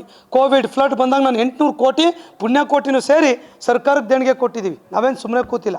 ಮನೆ ಕನ್ನಡ ಸಾಹಿತ್ಯ ಸಮ್ಮೇಳನ 3 ಕೋಟಿ ಅಲ್ಲಿನ ಒಂದೇ ಸ್ಯಾಲ್ರಿ ಕೊಡಿಸಿದ್ವಿ. ಸೊ ಹೀಗೆ ಸಂಘಟನೆ ಜನೋಪಯೋಗಿ, ಸಮಾಜಮುಖಿ, ನೌಕರಮುಖಿ ಕೆಲಸ ಮಾಡಿದ್ದೇವೆ ಅನ್ನೋದನ್ನು ಹೆಮ್ಮೆ ಅಭಿಮಾನದಿಂದ ಹೇಳಲಿಕ್ಕೆ ಬಯಸ್ತೇನೆ. ಇಲ್ಲಿ ಯಾವುದೇ ಸ್ವಾರ್ಥದ ವಿಚಾರ ಇಲ್ಲ. ಸೊ ಹಾಗಾಗಿ ನಮಗೆ ಕೂಡ ವಿಶ್ವಾಸ ಇದೆ ಅನ್ನೋದನ್ನ ಹೇಳಿಕ್ಕೆ ಬಯಸ್ತೇನೆ. ಅಧ್ಯಕ್ಷರಾಗಿ ಏನು ಮಾಡ್ಬೇಕು ಅನ್ಕೊಂಡಿದ್ರಿ, ಏನು ಮಾಡೋಕ್ಕಾಗಿಲ್ಲ, ಏನು ಅಡ್ಡಿಯಾಗಿದೆ? ಸರ್ ತುಂಬ ಕೆಲಸ ಮಾಡಿದ್ದೀವಿ. 40 ವರ್ಷದಲ್ಲಿ ಆಗದೆ ಇರುವಂಥ 28 ಆದೇಶ ಮಾಡಿಸಿದ್ದೀವಿ. ಖುಷಿ ಇದೆ. ಮ್ಯಾನಿಫೆಸ್ಟೋದಲ್ಲಿ ಹೇಳಿದ್ದನ್ನು 95% ಈಡೇರಿಸಿದ್ದೇವೆ, ಖುಷಿ ಇದೆ. ಇನ್ನು 3 ಡಿಮ್ಯಾಂಡ್ ಏನಿದೆ 50%, 90% ಬಂದು ನಿಂತಿದ್ದೀವಿ. ಸೊ ಆ 3 ಕೆಲಸ ಆದರೆ 100% ಆದಂತೆ, ಅಷ್ಟೇ ಬಿಟ್ಟರೆ ಏನಿಲ್ಲ. ಮತ್ತು ಏನೂ ಮಾಡಿಲ್ಲ ಅಂತ ಬಿಗ್ ಝೀರೋ ಅನ್ನುವಂಥ ಸ್ಥಿತಿ ಇಲ್ಲ. ಹೆಲ್ತ್ ಸ್ಕೀಮ್ದು ಗೌರ್ಮೆಂಟ್ ಆರ್ಡ್ರು ನಿಮ್ಮ ಹತ್ರ ಎಲ್ಲ ಬಂದಾಗಿದೆ, ನಿಮ್ಮ ಪೇಪರಲ್ಲಿ ಬರೆದಿದ್ದೀರ. ಲಾಂಚ್ ಮಾಡೋದು ಬ್ಯಾಲೆನ್ಸ್ ಇದೆ. NPSದು ಕಮಿಟಿ ಆಯಿತು, ಮೀಟಿಂಗ್ಗಳಾಗಿದೆ, ವರದಿ ಕೊಡೋದು ಅದು ನಿಮ್ಮ ನೋಟಿಸಲ್ಲಿದೆ. ಸೊ ನಾವು ಕೂಡ ಅದನ್ನೆಲ್ಲ ಸೋಷಿಯಲ್ ಮೀಡಿಯಲ್ಲಿ ಅಪ್ಡೇಟ್ ಮಾಡಿದ್ವಿ, ನಿಮ್ಮ ಸುದ್ದಿ ಬಂದಿದೆ. ಸೊ ಸೆಂಟ್ರಲ್ ಪೇದ್ 26 ಕೊಡಿ ಅಂತ ಹೇಳಿದ್ದಾರೆ. ಸೊ ಅದು ಪೇ ಕಮಿಷನ್ ಕೂಡ ರೆಕಮೆಂಡ್ ಮಾಡಿದೆ. 50% ಕೆಲಸ ಆಗಿದೆ. ಎಲ್ಲದು ಯಾವುದೂ ಮೈನಸ್ ಅನ್ನೋ ಸ್ಟೇಜಲ್ಲಿಲ್ಲ. ಅವೆಲ್ಲ 50, 75, 90 ಇನ್ನು ಉಳಿದವೆಲ್ಲ 100% ಕೆಲಸ ಮಾಡಿದ್ದೀವಿ. ಖುಷಿ ಇದೆ.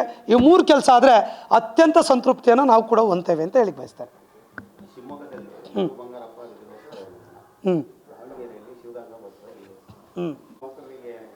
ನೋಡಿ, ದಾವಣಗೆರೆ ಘಟನೆ ಆ ಥರದ್ದಲ್ಲ.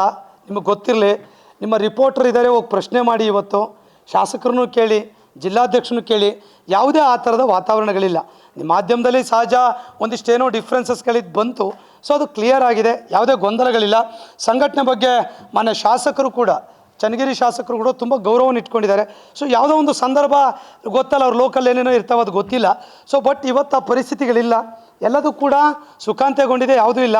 ಅದು ಕೇವಲ ಕ್ಷಣಕ್ಕೆ ನಡೆದ ಘಟನೆ, ಅದನ್ನು ಕೂಡ ಕ್ಲಿಯರ್ ಮಾಡ್ತೇನೆ. ಯಾವುದೂ ಇಲ್ಲ. ಬೇಕಾದ್ರೆ ನೀವೇ ಮಾಧ್ಯಮದವ್ರು ಹೋಗಿ ಈಗ ಅವ್ರನ್ನ ಪ್ರಶ್ನೆ ಮಾಡಿದ್ರೆ ಅವ್ರ ಉತ್ತರವನ್ನು ತಾವೇ ತಿಳ್ಕೊಬೋದು. ಅದಾದ ನಂತರ ನಾನು ಕೇಳಿದ್ರೆ ನಂಗೆ ಉತ್ತರ ಸಿಗುತ್ತೆ. ನಿಮ್ಮ ಗುಂಪಲ್ಲಿ ನಿಂತಂಥ ಅಭ್ಯರ್ಥಿಗಳು ಮತ್ತು ಪ್ರಧಾನ ಕಾರ್ಯದರ್ಶಿ ಅಭ್ಯರ್ಥಿಗಳು ರಾಜ್ಯ ಪರಿಷತ್ ಚುನಾವಣೆಯಲ್ಲಿ ಸೋತೋದ್ರು. ಹಾಗಾಗಿ ಇವ್ರನ್ನ ಹೇಗೆ ಗೆಲುವು ವಿಶ್ವಾಸ? ಸರಿ, ಅವರು ಒಂದು ಓಟ್ ಕಂಡ್ರಿ 971 ಅದು ಒಂದು ಓಟ್ ಅಷ್ಟೇ, ಅದು ಹುದ್ದೆ ಅಷ್ಟೇ. ಅದ್ರಾಗ ಇನ್ನೂ ಉಪಾಧ್ಯಕ್ಷರು ಸೋತರು, 15 ಜನ ಉಪಾಧ್ಯಕ್ಷಗಳು ಗೆದ್ದರು, 22 ಜನ ಜಂಟಿ ಕಾರ್ಯದರ್ಶಿಗಳಿಗೆ, ಅವ್ರಿಗೂ ಒಂದೇ ಓಟೆ, ಅವ್ರಿಗೂ ಒಂದೇ ಓಟೆ. ಸೊ ಹುದ್ದೆ ಸೋಲೋದಲ್ಲ, ಸ್ಥಾನ ಮುಖ್ಯ ಅಷ್ಟೇ, ಓಟ್ ಅಷ್ಟೇ ಒಂದು. ಹಾಗಾಗಿ ಅದೇನು ವ್ಯತ್ಯಾಸಗಳಿಲ್ಲ, ಅದೇನು ತುಂಬ ಬಿಗ್ ಡಿಫ್ರೆನ್ಸಸ್ಗಳಲ್ಲ. ಸೊ ಗೆದ್ದಿರೋದು ಹೇಳ್ಬೇಕಲ್ಲ ಆ ಪಕ್ಕದ್ದು. ಹಾಗಾಗಿ ಒಂದೊಂದು ಸ್ಥಾನ ಅಷ್ಟೇ. ಎಷ್ಟೋ ಜನ ಮುಖ್ಯಮಂತ್ರಿಗಳು MLA 10 ಸಲ ಆದರೂ ಸೋತಿಲ್ವಾ, ಮತ್ತೆ ಗೆದ್ದಿಲ್ವಾ, ಅವೆಲ್ಲ ಇತಿಹಾಸ, ಅಷ್ಟೇನು ದೊಡ್ಡದಲ್ಲ ಅದು.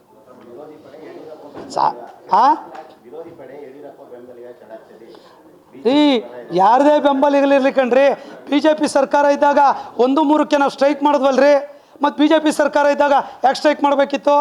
ಯಡಿಯೂರಪ್ಪನವ್ರು ಹೇಳ್ಬೋದಿತ್ತಲ್ಲ ನಮಗೆ, ನಾವು ಯಾವುದೇ ಕಾಂಪ್ರಮೈಸ್ ಮರ್ಜಿಗಿರಲಿಲ್ಲ, ಆಗಲೇ ಹೇಳ್ದೆ. ಸ್ಟ್ರೈಕ್ ಹೆಂಗೆ ಮಾಡಿದ್ವಿ ನಾವು ಬೊಮ್ಮಾಯಿಯವ್ರ ಸರ್ಕಾರ ಇದ್ದಾಗ? ಮತ್ತು BJP ಸರ್ಕಾರ ಇದ್ರೆ ನಾವು ಸ್ಟ್ರೈಕ್ ಮಾಡೋಂಗಿಲ್ಲಲ್ಲ. ಎಲ್ಲಿದೆ ಸೊಮ್ಮೆ? ಸುಮ್ಮನೆ ಅದು ಬ್ರ್ಯಾಂಡು. ನಾವು ಚೆನ್ನಾಗಿದ್ದೀವಿ ಅಂತ ಜಾತಿ ತಂದಿಡೋದು, ಜಿಲ್ಲೆ ತಂದಿಡೋದು.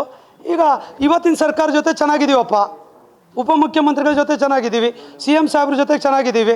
ಆ ಚೆನ್ನಾಗಿದ್ದಕ್ಕೆ ತಾನೇ 7ನೇ ವೇತನ ಆಯೋಗ ಕೊಟ್ಟಿದ್ದು. ಸುಮ್ಮನೆ ಇವತ್ತು ಅವ್ರು ಬಳಸ್ಕೊಳ್ಳೋಕೆ ಒಂದು ಮಾರ್ಗ ಬಿಟ್ಟರೆ ಎಲ್ಲರ ಜೊತೆ ಚೆನ್ನಾಗಿದ್ದೀವಿ ಸರ್. ನಾವೆಲ್ಲರ ಜೊತೆ ಚೆನ್ನಾಗಿರ್ಬೇಕು, ನಾವು ಮನುಷ್ಯ ಇರಬೇಕಲ್ಲ, ಮನುಷ್ಯತ್ವ ಮುಖ್ಯ ಅಲ್ವಾ? ಮತ್ತೇನಾದರೂ ಇದೆಯಾ? ಬೇರೆ ನಮ್ಮದೇನೋ ಸ್ವಾರ್ಥ ಇಲ್ಲ, ಸಂಘಟನೆಗೋಸ್ಕರ ಒಂದೊಳ್ಳೆ ತೀರ್ಮಾನ ಮಾಡಿ ಸರ್. ಎಲ್ರಿಗೂ ಅಭಿನಂದನೆಗಳು, ಧನ್ಯವಾದಗಳು. ಸೊ ಬಹುಶಃ ತಾವೆಲ್ಲ ಇಲ್ಲಿ